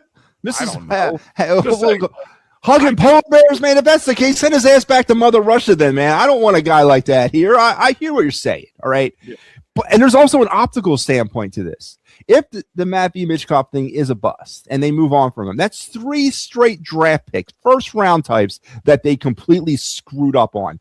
Cutter Gauthier, Matt B. Michkov, and Jet Lachenko. That does not look well. The Jets up right now, bro. I don't know how man. I'll never forget. We were doing that show that night when they took his ass, man. I was like, what are you doing? You've never seen me shuffle so many papers. I'm ready for that one. Hold on 1 second. Yeah, no. So there's an optical standpoint here too, and they definitely want to try to make him work. And to be honest with you, he's under team control for the next, I mean, let's face it, 6-7 years. If they do it right with RFA, with restricted free agency, that's all completely team friendly. So the Flyers held all the cards here. It's going to be interesting to see what they're doing with Michkov. You're right. I don't think that there's going to be an offer that comes down that someone's going to be like, ooh. Now, maybe Michkov's part of a package. I don't know. For St. Austin Matthews. Yeah, we'll throw him in there, and maybe we can get him to turn his game around. Like, how many times a good player doesn't pan out, they think you can turn him around. Like, he's worth it because he's just part of the package. But I don't like kind of like what Bruce is saying. He's lazy and he cares about himself. And if that's the thought process out there, I don't care how good he is, nobody's going to want him. No, he's not Connor McDavid. All right. He doesn't have that type of ability. I mean, maybe Connor McDavid can get away with that because he just is that good. And his laziness is still better than 99.9% players in this league. But I think Michkov's part of the Flyers next year. I do. I just, as you said, I just don't see. Not have him at this point. Like, I don't think you have an opportunity not to have him unless, like you said, he's part of some sort of trade package that's, to get something over a hump. Now, he might be attracted to, as you said, to a team like Toronto, who is now going to rebuild, and they're trying to rebuild the pieces. And here you go, you're essentially sending them in my trade package. It would be, a first round pick next year, Michkov, a former first round pick 3 years ago, and you could flip Risto for a trade of a second round, maybe second round pick next year. That might be something they'd be interested in. And if they are, I suggest you seriously listen to them and we try to make that deal go because they do have the money in free agency. There's just not too many players that fit there's no players, honestly, that fit the long-term Flyers goals inside of free agency right now. Everyone's up in the mid-30s, late 30s. You got a couple 2-3 year contract guys, maybe 1 year guys there. So I would not expect the Flyers to be as active in the trade market this summer as I think they're going to be in the free. I think they're going to be more active in the trade market because there are some pieces on this team that other teams are probably going to look at and say, you know what, this might work out. Like Owen Tippett could be attracted to for other teams that have a player like that. Before he got injured, I mean, you cannot not be attracted. Yeah. I mean, he's really kind of starred this team a little bit outside of Dan Vladar's play early on. Yeah. And a question, because I know you don't have a lot of time here, and I love when you come on because they ask you this. I know the Phillies are down right now. Remuto just struck out, but the Phillies have guys on second and third. The Harper just scored at 7-3. One foul swing could get this within a one-run game. But Kyle Schwarber hit his 200th home run tonight. A blast of a home run. 415 feet to be exact into the upper deck there, the second deck. It is his 200th home run with the Phillies in his 666th game. The number of the beast for those who don't know. It is his fourth fastest player to get to 200 home runs with one team in Major League Baseball history, trailing only Mark McGwire, Babe Ruth, and Ryan Howard. Good for him. Good for him. If they lose tonight, they'll be 0-3 in those god-awful City Connect uniforms to start the season. That's all I'm taking from this game. Hey, maybe that's where like Bryce Harper having some pull could definitely be like, we're getting rid of these Connect jerseys, and they're like, all right. Fine. We're done. So, Al, remember when they stopped before he started making them wear the red spring training jerseys? I'm telling you, they should go. Wear the red maroon spring training jerseys and the black pants. Go with that. See how that works. I don't know. Anything's better than this. It's god awful. I always say I sign up for Friday games and I'm like, ugh. I thought they were going to change them. Honestly, they could have changed them this year, but they didn't. And I thought they were going to. I think you were mistaken. Every 2 years. No, I saw. I researched it a couple different times. It's every 2 years they're allowed to change the connects. And with the every third year, which would be year 3, calendar year 3, not 3 years of wearing them. Okay. You know what I mean? Yeah, the opportunity of not the 250th anniversary of the country, the All-Star game being here, a lot of stuff being in Philly. I mean, you could have just really got to the historical part. And like we did those jersey runs, but we were doing right before the season started. Yeah, they could all wear powder wigs. Yeah, that would be better. That's great. I could have doodled better jerseys on the back of a textbook. I'm just saying. It's a great accomplishment for Kyle Schwarber, but this week what's been the big conversation, the missing right-handed power bat problem that we have, and also now the Alec Bohm thing has crept up. And how important starting pitching is between Andrew Painter yesterday and Jesus Luzardo's kind of crap start today. Ooh. Let me ask you this. If they were able to bring Pete Alonso in for the money that they brought in Kyle Schwarber, and then they were able to close the deal on Bo Bichette, because Bo Bichette would have played third base for this team. Are they where they're at right now? It's a great question. It's a great question. Bichette might have come in playing a different position in the infield. I don't know where he would have played, but obviously, I think that we're talking a different. Yeah, there's a double. So what now? 7-5. Should score 2. I'm sure I'm getting. Yep. So you got guys. Yep, he's on second. Yep, 7-5. So what do you think? I mean, honestly, you bring in Alonso, who unclogs that DH position. You bring in Bo Bichette. You can bat him. Hell, I would bat Bichette second in the lineup, and then you'd have a lineup that would consist of Turner, Bichette, Harper, Alonso. I'd sign up for that in a heartbeat. Yeah, but one thing for you. So I was going to save this for the what's it called, the Fightins final. I saw this. I tweeted it out. I retweeted, I should say. This just made me laugh. And he brought up Bichette. So we all know Bichette ended up kind of using us to bolster his agreement with the Mets and to get a nice payday. And the Mets, the only team, one of the few teams that look worse off than the Phillies do. At least they're not getting any better. At least we've had some success as of lately. We'll see if that continues, of course. But I'm going to play a little video. This is how bad the Mets, I guess, play calling and all that stuff had to get, because they're looking for anything. So I'm going to play this. I don't think we should get dinged on anything for this one. Ready? Just the end. What's Lady and the Tramp? They share a hot dog just like that. Spaghetti. Right. It's very romantic, Keith. It is kind of beefy. Yeah, all right. You know that image is going to live forever. You're never going to be able to live that down, either one of you. Well, for Keith, he won't be able to live it down. For me, it's a career highlight. Hey, guys. I don't know. Watching Keith Hernandez and some other guy which they refer to as the Grizilla. The Brazilla. Hot dogs, glizzies, the Glizilla, like whatever. Yeah. Just taking lady and tramping these 8-foot long hot dog, all beef hot dog, is the highlight of the Mets broadcast, which just made my day. Because Keith Hernandez, there's no love lost in this city for Keith Hernandez. No.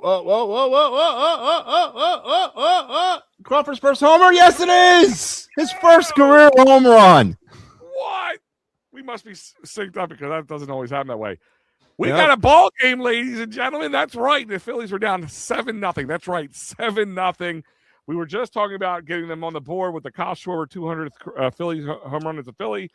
And now they brought it all back with Justin Crawford's first career home run as a Philly, with a 2-run jack, making it 7-7. Bottom of the 8th, 2 outs. What a hit. What a way. I asked this question earlier. With that happening, and the possibility if they win this game, they can win this series and win the next series. We could be talking by this time next week, Mountie, be a 500 baseball team on May 15th, just knowing about 1 month ago where we were at.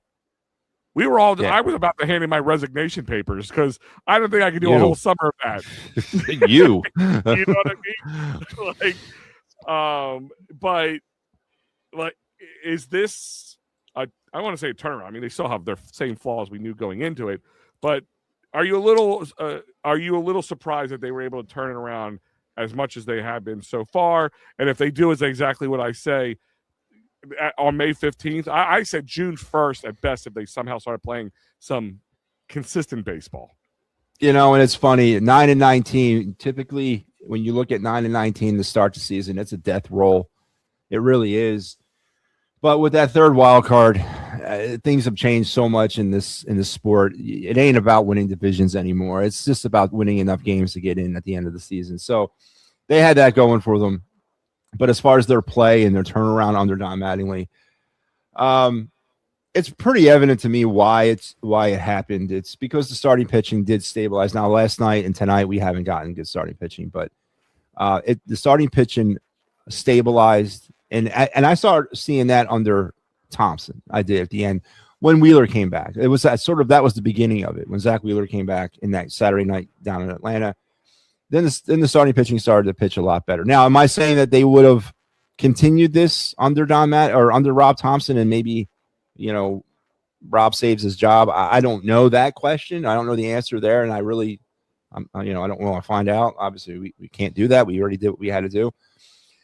Al, I just thought that going into this season, there was a vibe, and I read a lot into what Dombrowski said last year at the end of the season, and he said that the Phillies were going to create that additional in-game MLB coordinator position that a lot of teams that had adopted it. Now, he mentioned 85% of the teams in baseball were using that. They weren't. It's only like 35%. But the Phillies were going to do it, and they were going to take their current bench manager or bench coach and make him that position. And that he said specifically, we are looking for a bench coach that has former Major League Baseball managing experience. He said it. He said it specifically. I can imagine if it was me, I'm the Phillies manager, and I'm sitting next to Dombrowski when he says that, I would have looked right over at him and said, "What do you mean? What the hell are you trying to say, dude?" All the world of news. Yeah, well, you're just tossing me under, so you're putting me right on the hot seat. So I mean, I read really deep into that, and between the lines, I don't know if this was something that the Phillies expected to happen, and that they were positioning themselves, and I thought it was going to be Mattingly from all along. I've wanted him here for years, and it worked out, and now I wanted him the manager of this team, and that's worked out. But I just don't think that the organization had faith. This was one of the only managers that I know in Phillies history that never got a long-term contract, ever. It's always a 1 year, 2 year extension. The Phillies never fully committed to Rob Thompson in that way. And if they were so on board with what he brought to this team, why didn't they ever just lock his ass down? Now, because he was going to retire. Rob Thompson ain't going to retire. As long as he's manager, he's going to stay in that seat. And he said it himself when he got fired. He's like, I'm not retiring. We're going to take it one day at a time. He kind of sit back and wait for things right now. But he said he wasn't retiring when he got fired. So I just think there was something about Rob Thompson and the organization, not necessarily in love with him, that kind of put this whole thing into motion.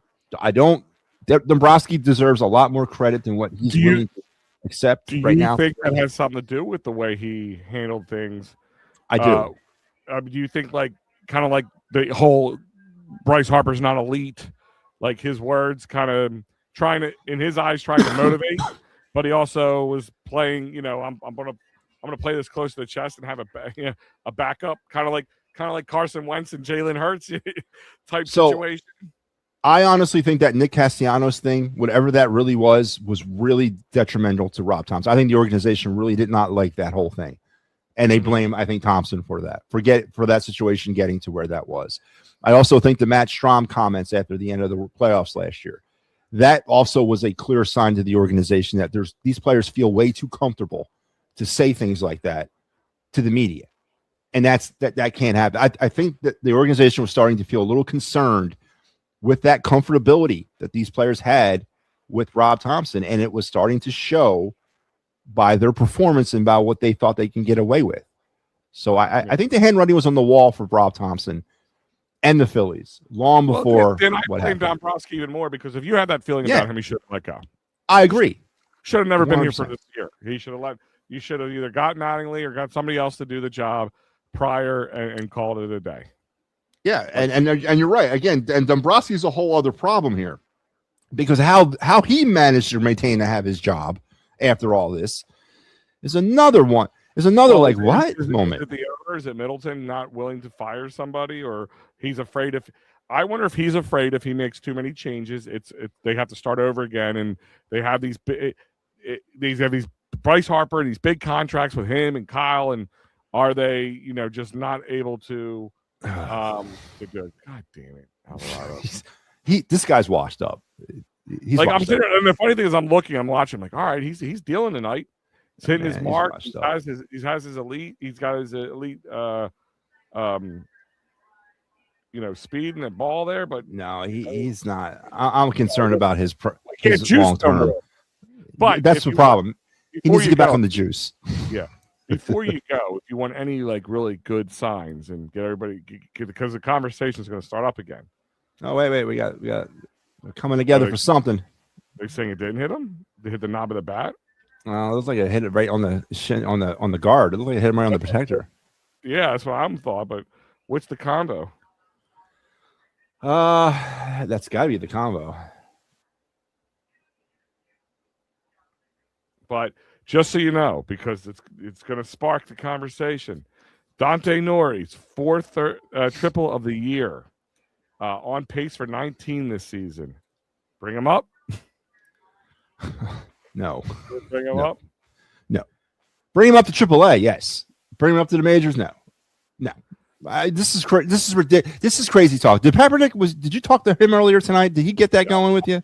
I'm just messing with you. I listen to your shows, and I'm like, I know Al's listening to me. I know he agrees with me on this one. No, I am not in favor of bringing Dante Nori up yet. Not yet. But maybe that didn't hit him.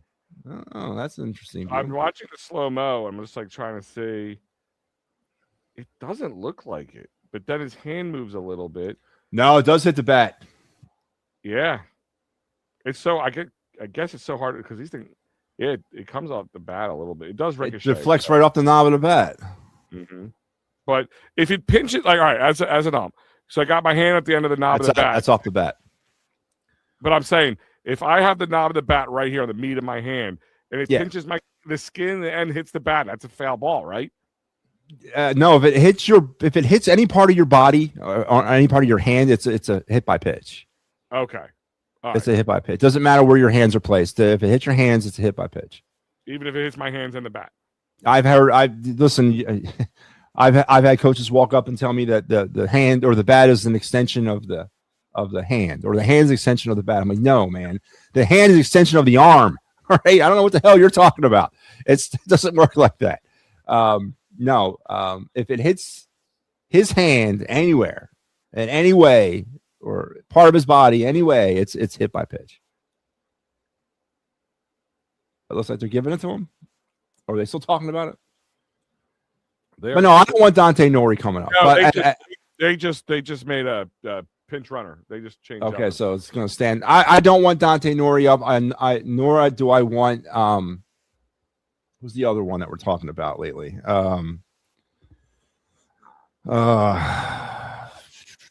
Well, I know obviously the Aid Miller thing. It's pretty bad. But no, I don't want Dante Nori up right now. I don't. Just let him. I do worry about that a little bit because, I think the Phillies had a little bit hoping that he would have a decent spring, even if they could bring him back up. Because I think he was what Don Mattingly was, what was to Rob Thompson. I think Aiden Miller was to Alec Bohm. And maybe that's why they didn't care about finishing that deal off with Bo Bichette, because they had the Alec Bohm wild card. Yeah, this is the Aiden Miller wild card. Yeah, the Aiden Miller situation is a lot more of a very, very tenuous situation, because Bohm's a free agent at the end of the year, and there's no way they're bringing him back. But they may be put in a situation like they were with JT because they have no other options in the system right now. If there's something, and Aiden Miller, the more time he misses, the less chances he's going to have to play next year. Don't forget he had like 10 at bats at AAA.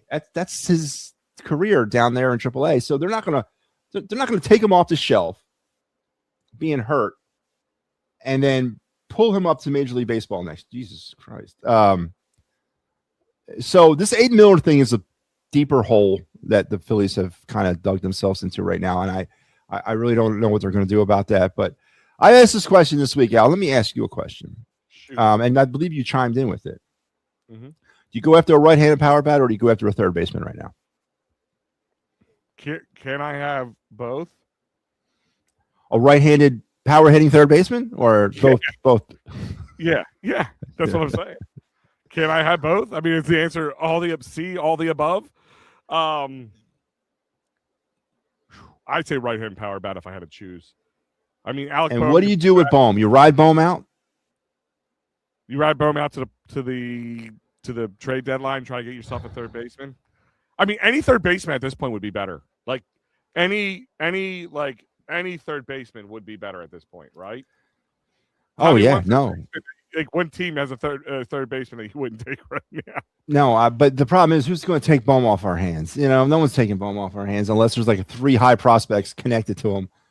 Because they'll also be taking Bohm off our hands just for a rental because he'll be a free agent himself. And if you look at the free agent class of next year, oh, there he is. Oh, he looks good. He looks good in Flyers colors. I like that hat. I like the orange F behind it. I do like that. Yeah, but he's a big boy. Yeah, I think that those either Roman numeral 3 or how many chins he has. We haven't decided yet. I should really talk because if you look at the comments from earlier, I think it was Bruce. I know what he meant by this because AI and Al always look like Al. I feel like it says AI had too many dirty Lukes. I was going to say, I feel like is it Al or AI because you would be right on both accounts. I know he had a table. Was it at a Applebee's down in South Philly that he used to go to every post game back in the day? A corner table, right? Yeah, and he had a drink of choice, kind of like Shirley Temples and Joel Embiid. Uh-huh. There was also something I'll tell you. My favorite Allen Iverson story was, I went to a game. This is towards the end of his career with the Sixers. I went to a game. I was with my buddy. We had tickets. The Sixers were getting blown out. They took Allen Iverson out. We left and we went to Atlantic City. So I was just 21 years old at this point, if that. I'm trying to think. Yeah, whatever. We were down there. And we left. The Sixers game was just getting over. We pulled up in park. I'm walking in, and there's Allen Iverson coming out of the limo. I mean, unless they had a rocket ship in that limousine. Shower. You got changed there when you right out the game, right into the limo. Jumped in the limo and shot down. Also, do those players? Does Allen Iverson, all-time Sixer, NBA Hall of Famer, does he pay for those seats? No, I think they put him in there as a ambassador. I think he's an ambassador. They want him there. No, they're not going to try. He deserves it. Yeah, he deserves it. Dude, the last time I really enjoyed WIP, they had on Allen Iverson. A guy wrote a book. He was Allen Iverson's, I guess it was his agent or his money handler, or maybe both or something like that. And he was just telling story after story about Allen Iverson and his mother's spending, where she wanted to go visit a friend or something, and she tried. They had like a travel agent that they booked their travel through, and she called to make an arrangement. And the lady said, "We can't, Mrs. Iverson. Unfortunately, you have like $40,000 bill to pay for us." And she's like, "You know who I am?" And she calls him up and yells at him about fixing. And calls out and goes, "You don't have $40,000 just to give away right now." Like, like it's just like that was so typical how much he just dug himself into, a hole financially. And I don't think he has that. I think he's made enough money with endorsements and stuff like that to live a comfortable life right now, but and live off his name of AI. But other than that, I don't think he's living in any high rises or anything anytime soon. And to his Alvarado credit, did get out he of got it. out of it. Yeah, he got out of it. To his credit, he lived. I don't think he was going to church much during his playing days. He lived a pretty, out there lifestyle, but he never brought that into the game. It never crossed paths with the game. And he must have had some people around him that really took care of him, like really protected him from situations when he was out and about. And you got to give credit there because, obviously he was living a life that he probably could have been, Kobe got wrapped up in some of that stuff, and he never did. So you gotta give credit to whoever his people were. Yeah, no, you do. You absolutely do. And I think it. Do you think if Andrew Painter has one more bad outing, they're going to send him down? Before you say anything, is people, that's not a bad thing. That happens. Roy Halladay was sent back down. A lot of the big names that did not come out on fire. Paul Skeens-esque, Scooble-esque type throwers right now. So it's not a bad thing if it happens. It's just who they're going to bring up is the question. And that's what it comes down to. Alec Boehm's situation. Now we just morphed that into the Andrew Painter thing. Has he earned a trip down the Lehigh Valley? Probably has. But just the sheer fact of who in the hell is coming up here to replace him in the lineup in the rotation. Taijuan Walker ain't here anymore. Ranger Suarez ain't here anymore. Ellen Rangel, I guess he'd be the guy to come up. Listen, I don't necessarily want to send him down, even if he gets shelled again. I think he needs to figure this stuff out. And he's the fifth starter in this rotation. And this rotation continues to morph back into what they can be. I'll take the fifth day loss of an Andrew Painter start until he figures himself out. It's overblown a little bit more now because they're still haven't pulled themselves out of this. So every game right now is so goddamn important for this team, as it should be. But in a normal situation, I'm prepared to give Painter carte blanche on trying to figure out how to figure it. I think Rob's a little ahead of the game right now. They're only in they're bottom of the ninth, Rob. That was the top of the ninth. So they walk up possibility here. College forward. So possibility. Did you know this? Because I didn't see this yesterday. Mike Silsky tweeted out that Pico rescinded their sponsorship of the Flyers power play. I thought it was a joke. I did. It's like Mike Silsky. Because I thought he was being sarcastic. I thought he was being sarcastic. And I can tell you for instance, because if anybody's been following the Pico, the IBEW, the strike, and all that stuff that's about to come upon them, because if they don't make some changes from safety aspects, maybe that has something to do with it. Because actually, my best friend and one of my groomsmen in my wedding is the head of the IBEW union. He's the sponsor leader of the union right now. So I kind of know that a little firsthand. But I wonder if that had something to do with it. I'm gonna send him a message after the show. Did you cause this? Listen, it's pretty funny and satirical. I might not be what that's all about, but yeah, good for Pico. 0 for 7 in the power play last night, 3 for 13 in the playoffs. Yeah, I rescind my partnership too with your power play, man. Yeah, I did see that, but I totally thought that was just frustrated satirical humor. Yeah, I don't know. I wonder too if it is or not, but I don't. Do you think he would say that? Like, you think at one point he would be like, "That's a joke."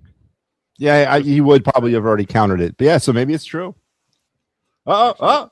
That Bryce? Yeah, no. Yeah, we're going probably to extras. I think Rob was reading the crystal ball. Maybe he's in the bottom of the 10th or in the maybe we're on the time lapse and Rob is ahead of us, like majorly. Yeah. Maybe my YouTube TV is way behind. Yeah, so we'll see how this works out. But listen, Al, I just want to pop on because I heard you say realist and it got me. It piqued my interest. I appreciate it. I'm sure you wanted to. I got to take a jab at him. I know. Yeah, well, I wanted to get confirmation that you're, that's what you said. Maybe you said something else. I did say that. Okay. I've been very realistic. Have I said anything that's out of the left field? Not as it pertains to the Sixers and the Flyers, no. But it's not football season yet, so I guess we'll have to wait for that. Yeah, give it time. All right, Yeah, brother. I but- appreciate your time. Go to your weekend. Go see the missus. And Yeah, I will. tell her Happy Mother's Day, by the way. Oh, I will. I'll pass that on and to yours as well, and all the mothers out there. Happy Mother's Day. All the mothers out there, and I will see you all Mother's Day next. The next time you'll see me, it'll be Mother's Day morning. That's I'm right. sure my wife is going to be super happy about that, but she'll get over it. She's Yeah, having but you're breakfast not with her my daughter. son. Why would she be mad at you? You're not her son. I know she's not going to be mad at me. She does not get mad at me about anything. I make I all used that. to, I do that all the She time with does Nina. get I mad said, at me listen, about shit, but not that. she goes, what are you gonna get me for Mother's Day? I'm like, nothing. You're not my Yeah, mom. Talk to your kids, damn it. Yeah, I'm your husband. What the hell are you talking about? Well, I told her I'm going to buy her a bunch of not like flowers, but like because she's digging up the front of the house. She dug up like a big area to put flowers and plants into. And I said, I'm going to do that. And she goes, well, that's what we were going to do anyway. I'm like, two birds, one stone. Yeah. You know? Yeah. Do you not want to? Practicality. I said, do you want to split it with me? She goes, never mind. All right, man. Listen, you guys have a good night. Good to have a good fight in final. Let's hope we get a Phillies win. All right. Yeah, right. Hopefully we can have a good W on that one. Take it easy, buddy. All right, brother. There. That is Matty B. And as he just said, it looks like, sorry, I'll take the glass off for a second. Looks like the Phillies will be going into extras.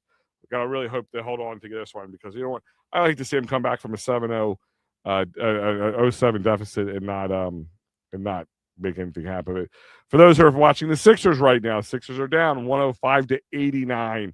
This thing looks like it's all but done right now. They're going to be down 0-3, kind of hanging out with the other team in the Wells Fargo or Xfinity Mobile Arena, being 0-3.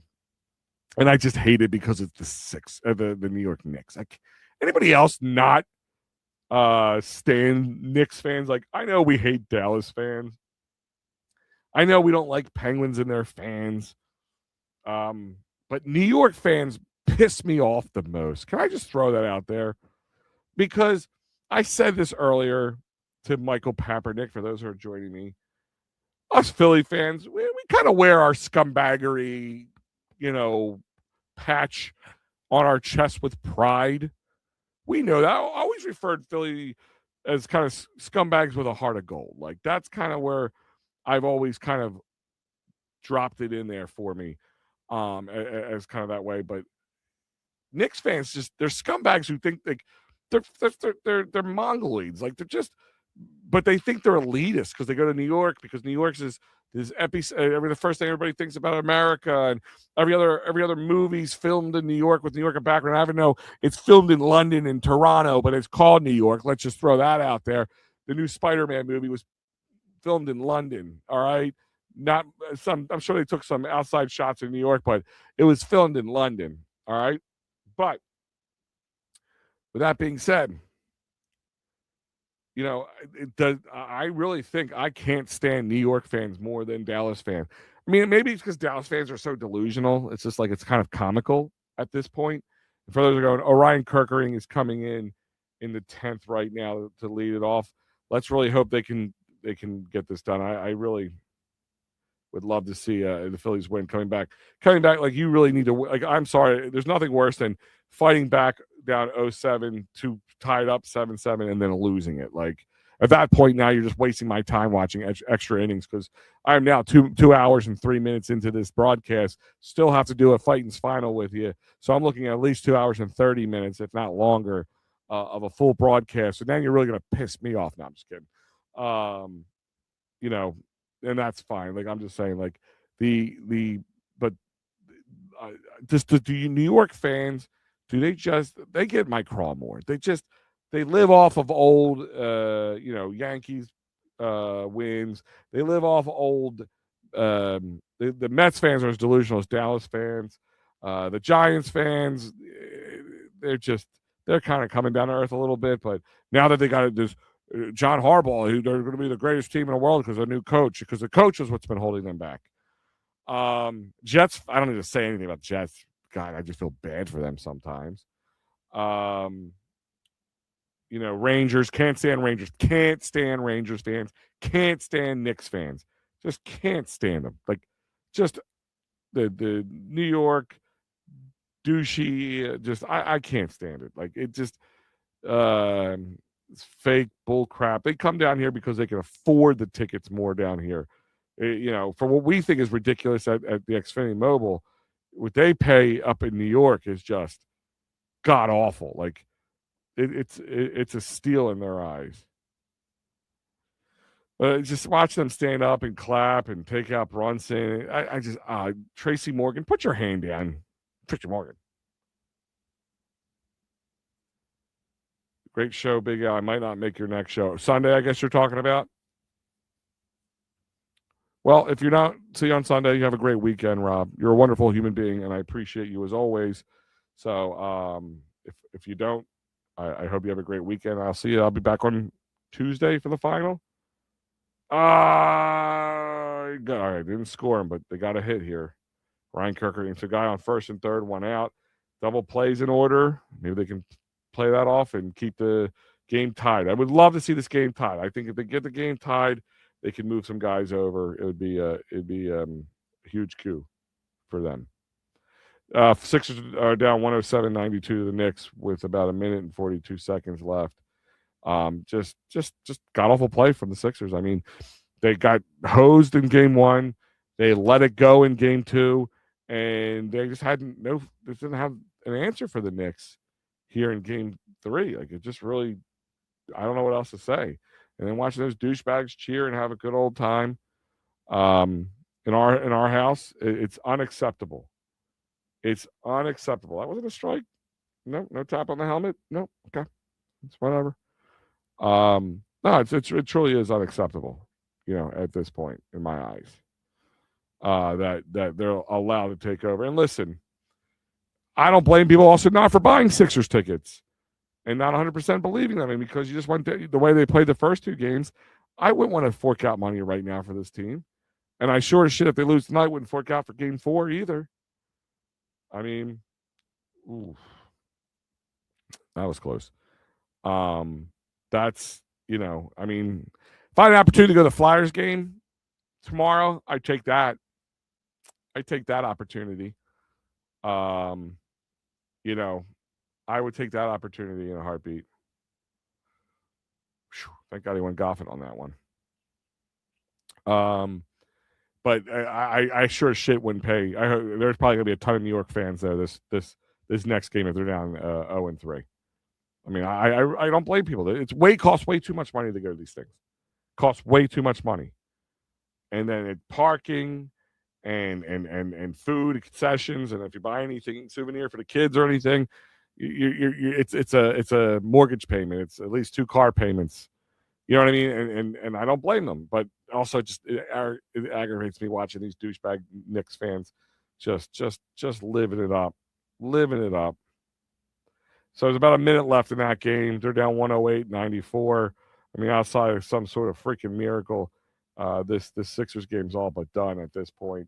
Now, let's see if the Phillies, pop up good. Shallow left field keeps the runner at bay. Ooh, that was a close throw. All right, 2 outs, guys first and third. Nobody scored yet. If Kirkering can pull this off, that'd be a huge coup, and it'll be up to the offense to win this game. Absolutely up to the offense to win this game, because if they can keep them from scoring, the pitching does their job to keeping this game within reason, and the offense did their job in coming back, then they need to finish the job.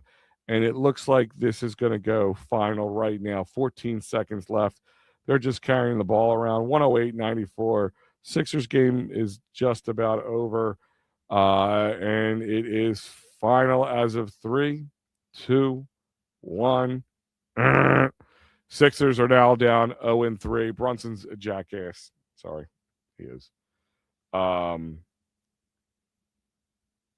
mean, to be honest with you, I did not see the Sixers winning tonight. They don't have an answer for the Knicks right now. And they don't have any depth. They don't have anybody who's going to be able to come in and spell Embiid. They didn't have anybody that spelled Maxey all half of last game, and that hurt him. I don't care how young and spry he is. He's not going to be able to handle it. And this Sixers organization is not. It's failing every time. And they try to get under the salary cap and got rid of Jared McCain. Like, you couldn't get anybody else under the salary cap. I'm sorry, just stupid. It's just stupid. I mean, I don't know who I can get a little annoyed with more is Dombrowski or the Sixers organization. I mean, Dombrowski for failing the Phillies in many ways and just keeping it too interesting for us. You know, at least if you failed miserably. There we go. Strikeout, baby. All right. Orion Kirkering did his job. Now the Phillies offense needs to do their job. They're going to the bottom of the 10th, still tied up 7-7. There's going to be a ghost runner on second.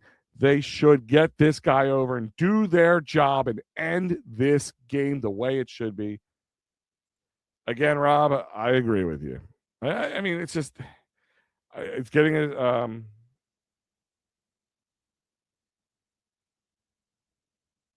it's getting to a point where it's hard to, you know, they're getting like the Flyers to a point. Like, you know, I wasn't even 1 year old. I was just born. I was about 6 months old when they won their last championship. And I know the Flyers, I wasn't even a thought in my dad's head when the Flyers won. So, it's getting to that point.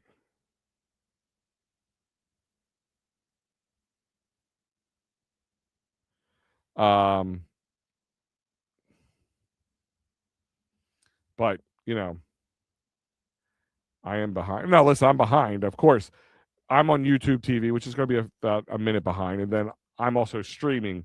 So it's going to be another minute. So I'm going to be like 2 minutes behind.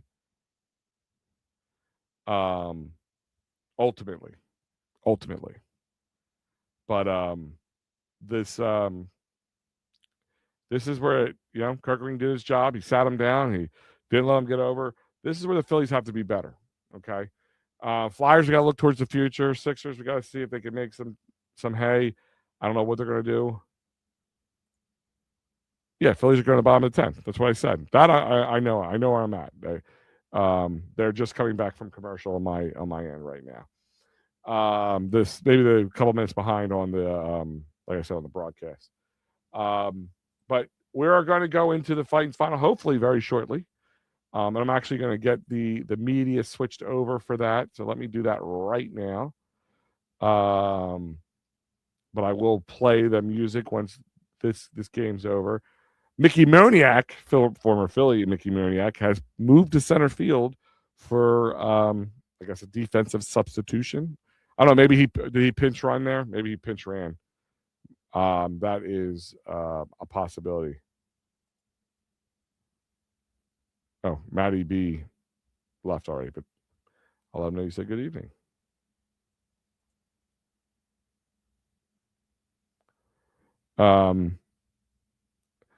It's been a tough, for all the excitement that the Sixers and Flyers have brought this last past week, I should say. This last week has been the opposite in a brutal way of watching them just not being able to get over the hump. Come on, JT, one swing. Come on. I'm surprised they didn't pinch run Garcia. Because you only needed one run to win this all. I'm not saying that anybody else would have ran there, but I'm a little surprised.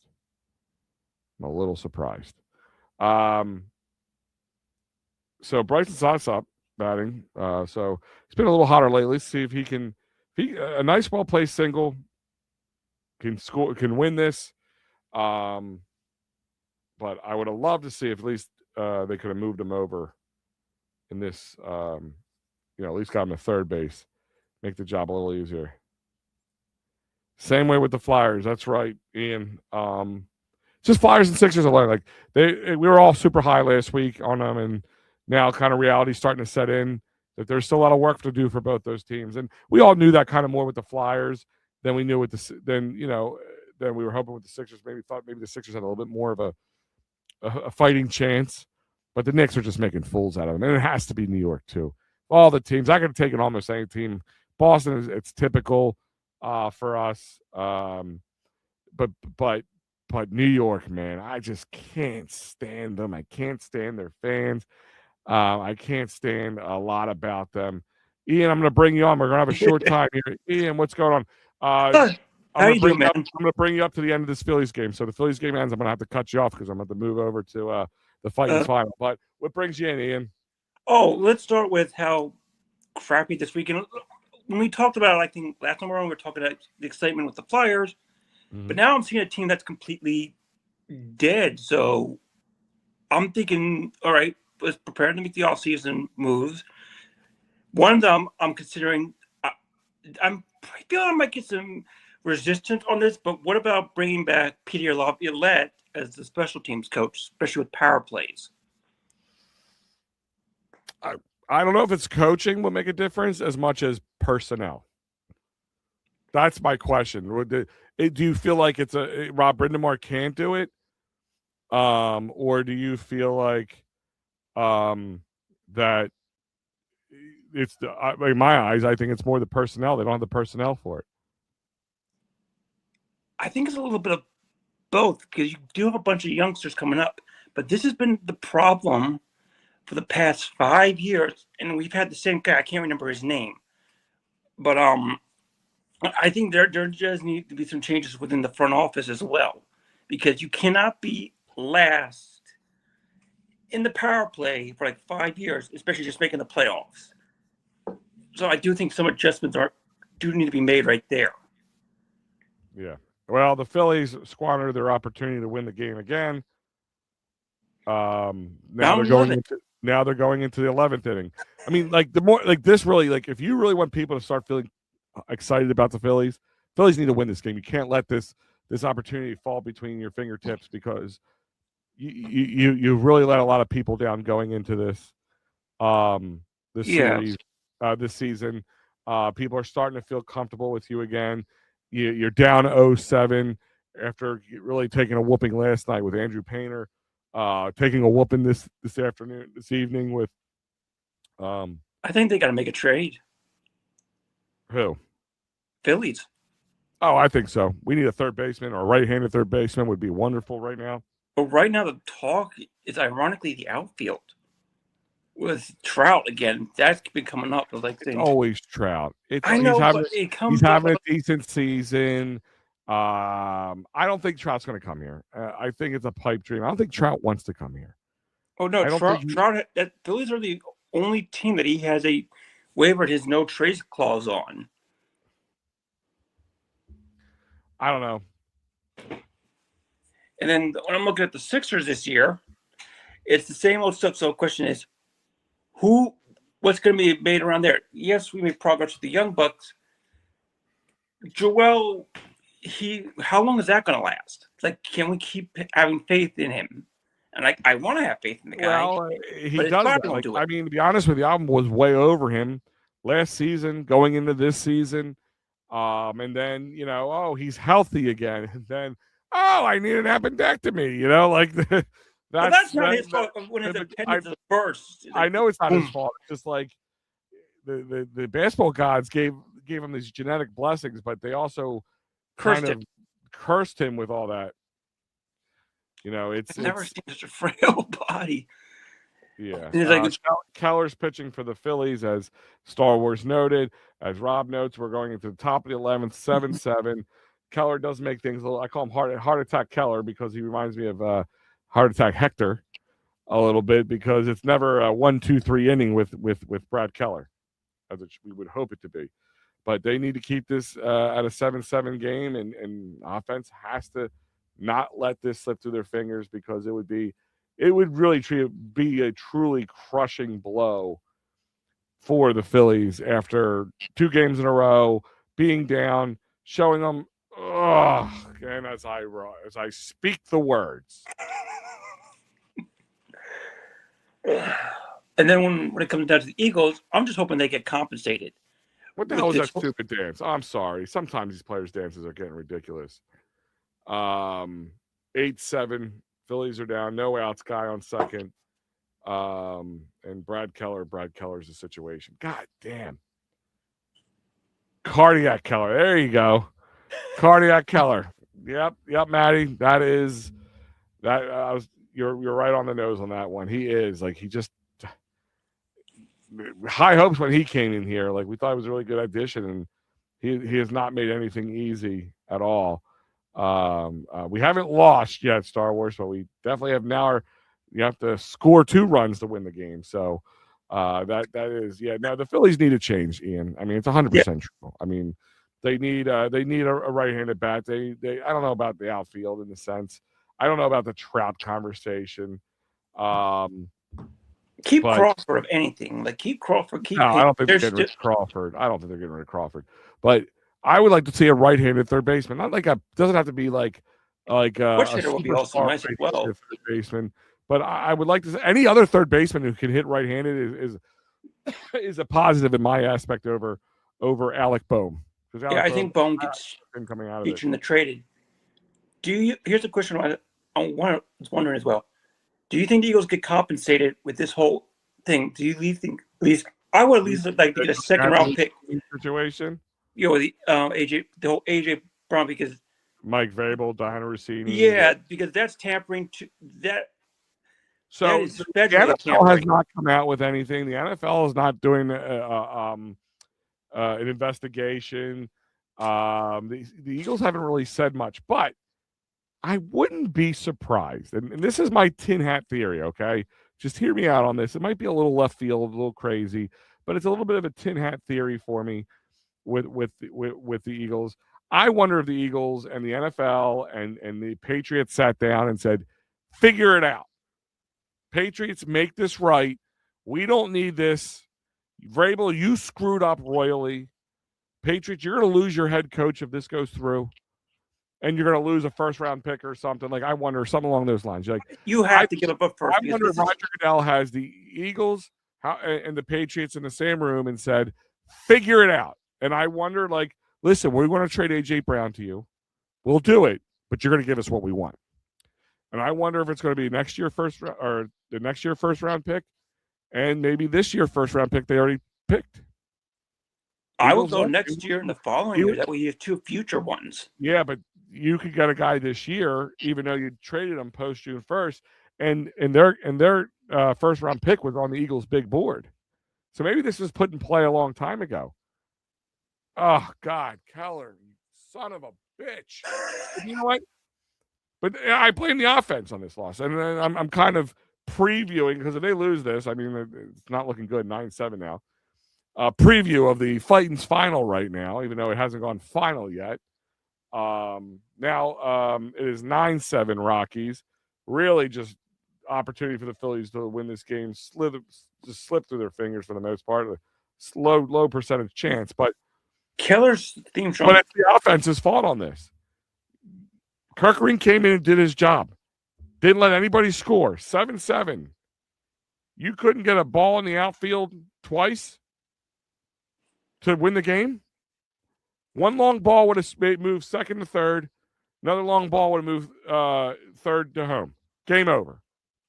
We'd be celebrating a win right now. I blame the offense on this one. This is a major loss on the offense. If this holds up. I mean, Brad, whatever, we're stuck with him at this point because our bullpen's getting a little thin. I mean, Kyle Backus is still injured. Zach Pop, that really moves the needle, is still injured. And Max Lazar are still injured. So now it's 2 outs. So hopefully they can keep the bleeding to 2 runs. But now they need 3 runs to win the game. The last thing we need right now, I'm 2 hours and 23 minutes into this broadcast. I started a little earlier to give everybody a chance to come on, like you, Ian, and everybody else to talk and have all these conversations. But I'm like, I didn't expect this to go this long because usually I don't start until about the 5th or 6th inning. I'm like, I'll start a little early tonight to keep the conversation flowing with everybody. But now I'm regretting it. I'm losing my voice over here, man. It's just ridiculous. You know what cardiac Keller's theme song should be? Who played that song? Cardiac, Billy Joel. Billy Joel. A heart attack, tack. Yeah. That might be the funniest one. Yes.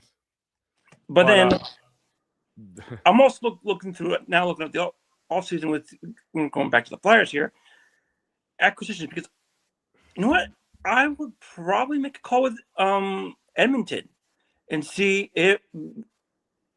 whether they'd be willing to give up. What's their guy's name? Top guy, their best guy. I can't think of his name right now. Their top player. What's his name? What, Edmonton? The Oilers? Yeah, Okay. I know. over to hockey real quick. Just want to make sure we're on the same page. Yeah, Star Wars Sixers down 3-0 or down 0-3. So them and the Flyers are in the same boat right now. It's going to be a long week. Yeah, and especially after this could be like the one saving grace tonight. Phillies come back from an 0-7 score, come back, tie the game up, had a chance to win it in both the 9th inning and the 10th inning and squander it. McDavid. That's who it was. I was thinking. Connor McDavid? Yeah. Well, you got to give up for that. I would give up 2 firsts, and then with his cap, even though we got a bump. I know we have the Toronto unprotected one. I know that's. Yes, that I'll throw that in there. Is Edmonton? I'll throw another first round. Risto, Hathaway just to cut into the cap because you got to bounce the cap in there. And they're the 2 good chunk players that eat the most because I'm not going to trade away the young guys. And then maybe a second or a third into it, like as well, like throw a hefty pick. Like throw something as a temptation because I think Edmonton is considered rebuilding as well because them in Colorado desperately need picks for their guy, which is Nathan. What's his name? I don't know it as well. Nathan what? Someone in the chat's going to nail it, and I'm going to be feeling stupid for that one because I know they're going to need it because what I'm seeing is the Flyers are ahead, but I still think we can just make just 1 or 2 moves, and I think we can just be a cup contender next year because now we have. I think they make some big moves. I don't think 1 or 2 simple moves. They need a couple stars, and they don't need aging stars. They need a couple stars who can carry this team a little bit more with, and hopefully, improved play with. There's only one aging player that I consider, and that's if you move on, listen, to bring like Matty B said earlier, to bring on guys. That's who it was. Yeah, McCann. I know you're talking about, but my point is to bring on anybody like that, it's going to have to be in trades. Who you got to give up. And if you give up too much, that can also hurt you. It's going to hurt you. So, that's a balancing act. It's not easy. It's just not easy to do. The only move that I've considered not making in trades is bringing back Bob because his contract's up this year, and I don't know what Florida's going to be like next year. I mean, but as a number 2, I wouldn't hate that. Number 2, or even as a number 1, because especially within the playoffs, he has the experience. Yeah. It's not going to be the worst thing as well. But Bernard's done a damn good job even in the playoffs. I mean, he's just had no defense in front of him, and the penalty kill has been terrible, and the Flyers have just really let it down. All right, well, the bleeding has done, but not, it's 9-7. Going into the bottom of the 11th inning, Phillies have to score at least 2 runs to tie and 3 runs to win. And if they only score 2 runs and tie this game, I might choke somebody. I might have to put like a pause screen on for a second and come back in or whatever. I need to take a bathroom break at this point. It's 2.5 hours. I thought 2.5 hours would have been as long as the broadcast would have gone. I'm not even into my fighting final yet. Man, I mean, I'm kind of into the Fightins final right now, but it's not final, so I really can't call it the Fightins final.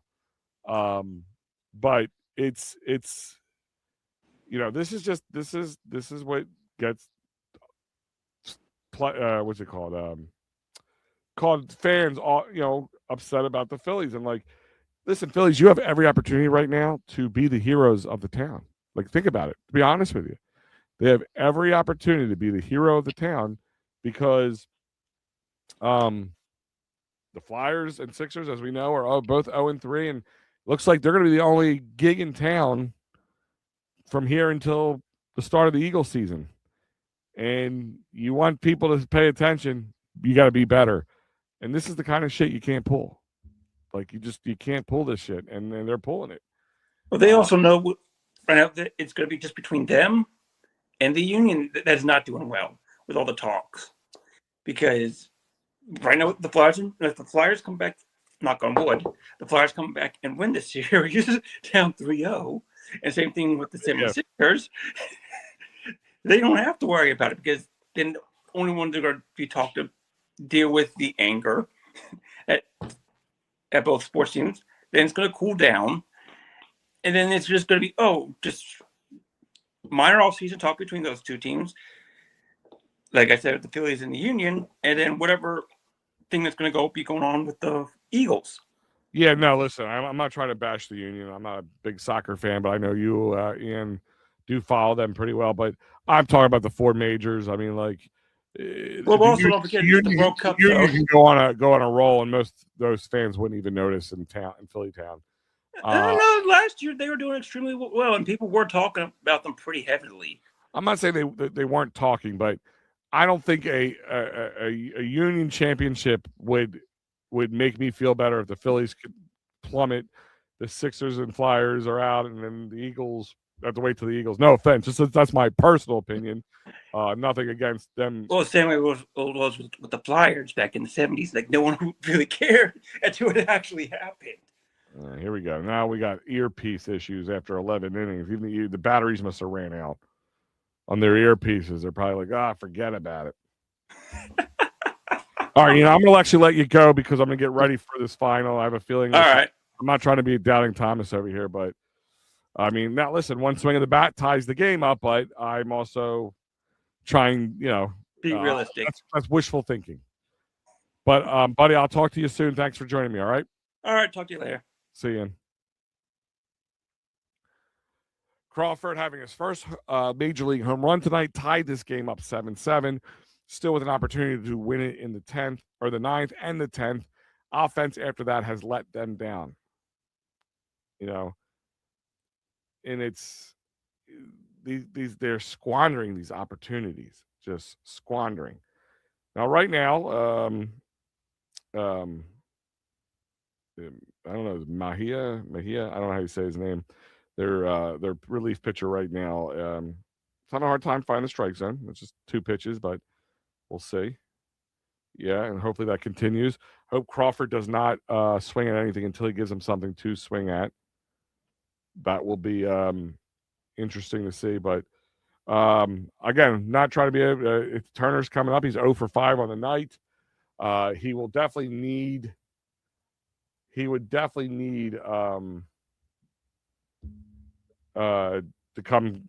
come through on this one. Like, I guess you want to say he's due. You get Crawford him on base, well placed single can tie this game up. Why are we swinging at that? Jesus. Come on, Crawford.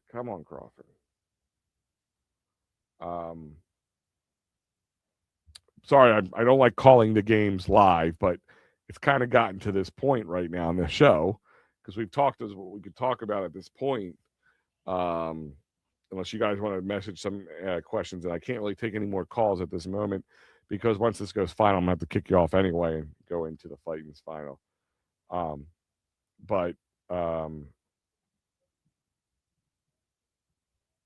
Crawford. All right. He's elite speed.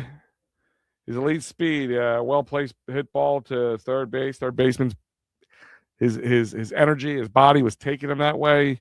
Away towards the dugout.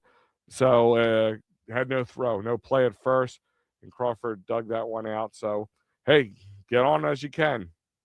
It's up to the big boys now. So this is what I'm talking about. It's up to the big boys to come out and do what he's supposed to do.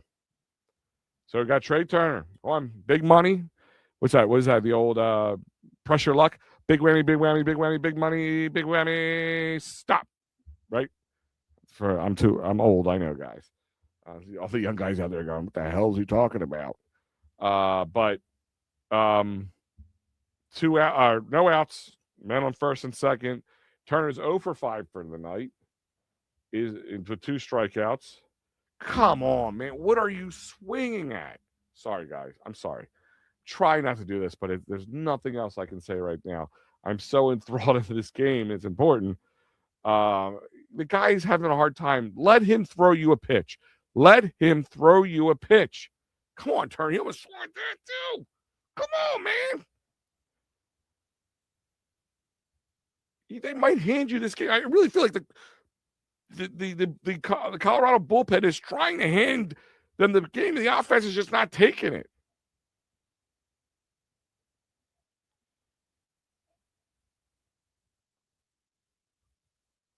All right, well, you moved one guy. You moved over Sosa.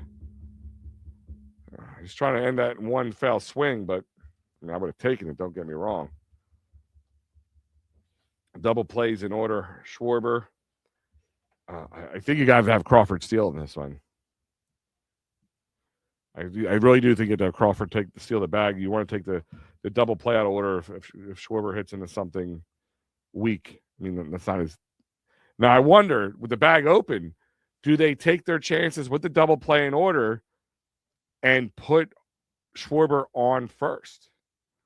Do you automatically walk him? Auto 4-ball? Nope, they're going to pitch to him. Well, at least so far. All right, Schwarber. Schwarber, big night tonight for him. 200th home run as a Philly, 415. 415 footer into the upper deck, second deck. None of one of those would be really, really important right now. Can just turn this game around and end this game. End it. They have to end it here. I'm sorry. You can't. I mean, you can tie it. Don't get me wrong. You could tie it, but for my sake, you have to end it now. Like, end it tonight. End it right now.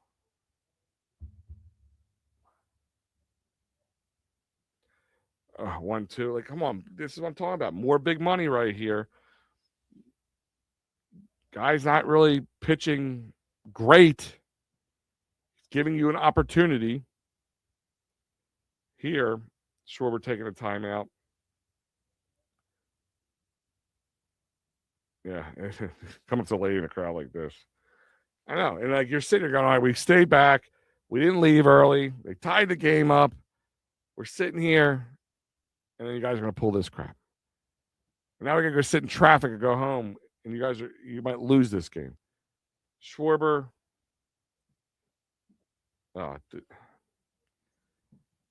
Strikes out. God damn it. Way out of the top of the zone. 99 mile per hour cheese. Right out of the top of the zone. Bites on it all the time. Come on. Well, it's the showman's job right now. Showtime, Mr. Showtime, Mr. Showman, whatever it is his nickname is. It's all on Bryce Harper. That's what I'm saying. It's all about the money. Can the money come through? We talk about being clutch. That is the question right there. $1 million question.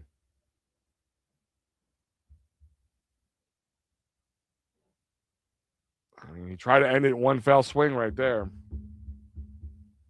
I'm sorry about all the silence, guys. I really am. I'm apologizing. I'm trying not to do, calling the game. Like I said, I would let this guy throw me 2 pitches before I swing. Unless there's something that was just so lovely I couldn't say no to. You know what I mean? And honestly, this is the one time I kind of want them to swing for the fences a little bit. But a well-placed double will tie the game. And the game is over. The game is over. That is your final. The Phillies lose tonight, 2 nights in a row now. After magical, what looked like was going to be a comeback win.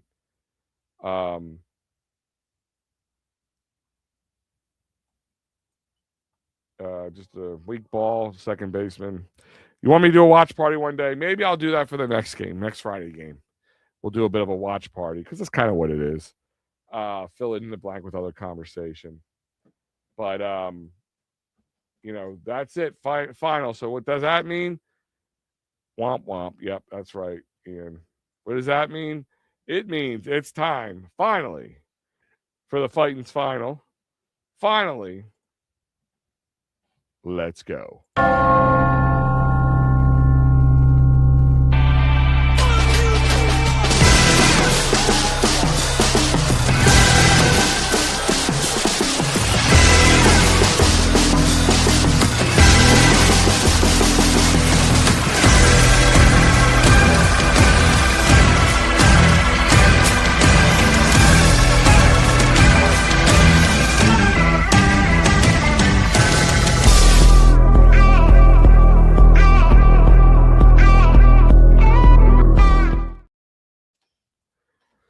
right, welcome those who've been here with me for 2 hours and 40 minutes into the Fightin's Final, finally.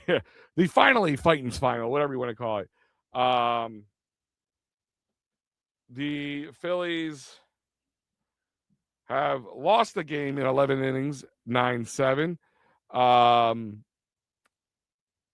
After what looked like to be just going to be a long, drawn-out throwaway game, number 2 in a row, with some fireworks at the end to tie the game up, but not enough to win the game. Some historical moments to talk about tonight. We'll talk about that, but not enough for a win. Sixers lost tonight, so everybody's low on the Sixers, low on the Flyers. The Phillies ain't helping the conversation either right now. Like I said, 9-7 loss, bringing the Phillies to 17-22 in their first game against the Rockies in this weekend series on this Mother's Day weekend. Happy Mother's Day to all your wives, your mothers, any of the mothers out there listening, whatever it is. Happy Mother's Day. I will be talking to you on Sunday and wishing you that then too, but not a happy Friday. Sixers lose, Phillies lose. Even though the dramatics were there for them to win it all, the Rockies kept trying to hand them this game, and the Phillies refused to take it. That's right. Let's go into your box scores right now. Trey Turner was a big 0 for 6 tonight with 2 strikeouts. Kyle Schwarber, big one from 1 for 6, 1-run score with an RBI, which was a home run, but he had 4 other strikeouts in the most inopportune times that we needed it.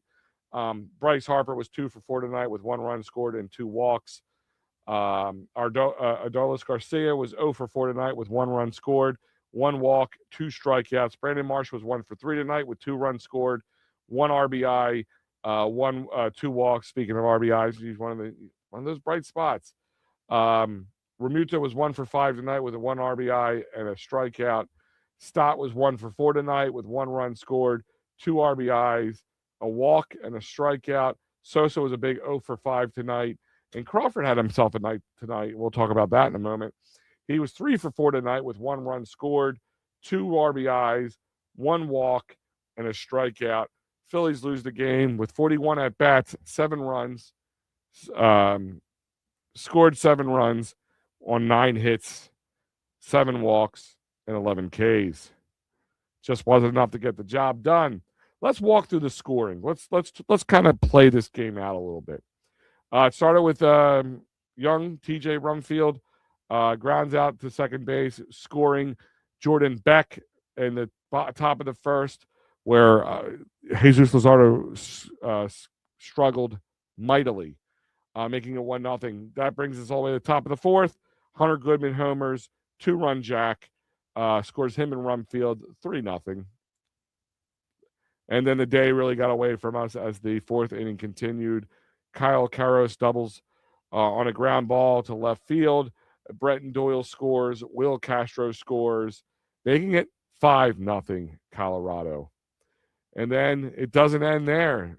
Tovar singles on a line drive to center field, and Karros scores, making it 6-0. And it would stay 6-0 until little hope came from the one big solo shot, one hit all night for Kyle Schwarber. And it was a hit. It was a hell of a hit. 415 feet into the right field, second deck. 200th home run as a Philly for Kyle. Would have been a bigger story tonight if they didn't lose, but it makes it 6-1. Bottom of the 6th. And then JT scores on a double, or JT doubles, I should say, scoring Brandon Marsh, making it 6-2. All right, little life. Bottom of the 6th. By the top of the 7th, Tyler Freeman homers, makes it 7-2. And then the air continues to come out of the old proverbial balloon.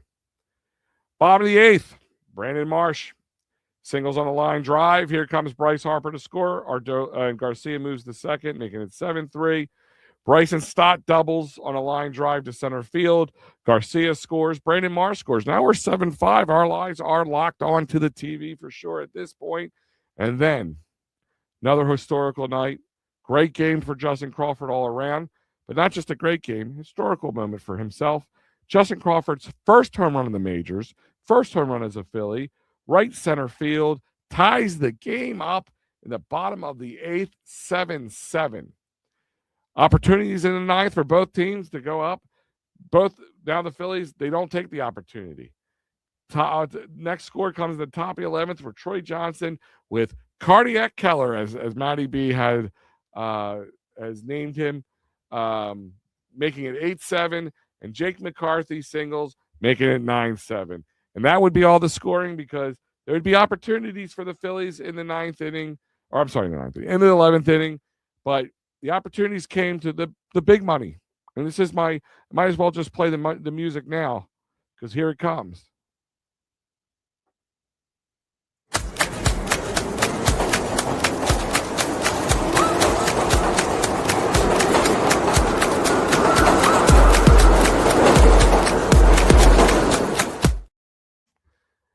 Broad Street bottom line is the big money came up short tonight, and this is why people get upset with this team.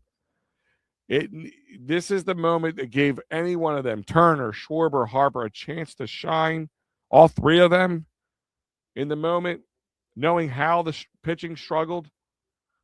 I mean, they went through a lot of pitchers tonight. So not that only did they didn't win this game, not only did they not win this game, they also put a huge dent in their bullpen tonight. Gonna wonder who's available tomorrow. Luzardo could only muster 3 innings, 6 hits, 6 runs, all 6 of them earned with 3 walks, 6 strikeouts, and a home run. Bolin came in 2 innings, let up 1 hit and got 1 strikeout.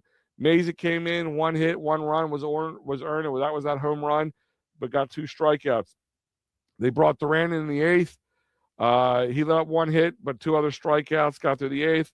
Alvarado, he didn't let up any hits. They had 2 strikeouts. Kirkring did his job, only let up 1 hit, 1 strikeout. Kept this game tied in extras. Phillies offense failed them. Phillies big money failed them. And Cardiac Keller came in and did what he did both and blow it. 3 hits off let up 3 hits, 2 runs, 1 of them earned, and 2 strikeouts.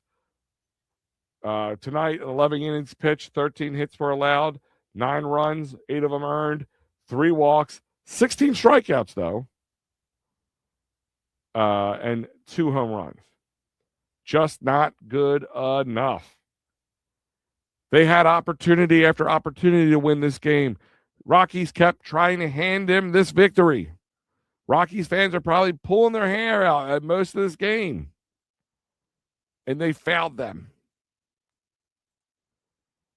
Tavares Nolan, I don't trust. Well, Nolan had a really good outing last time. Let's hope he can do it twice in a row.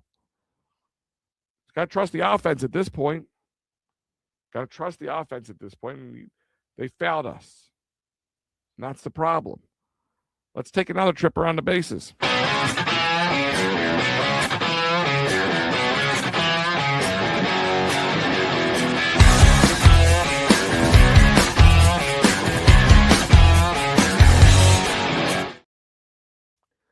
All right.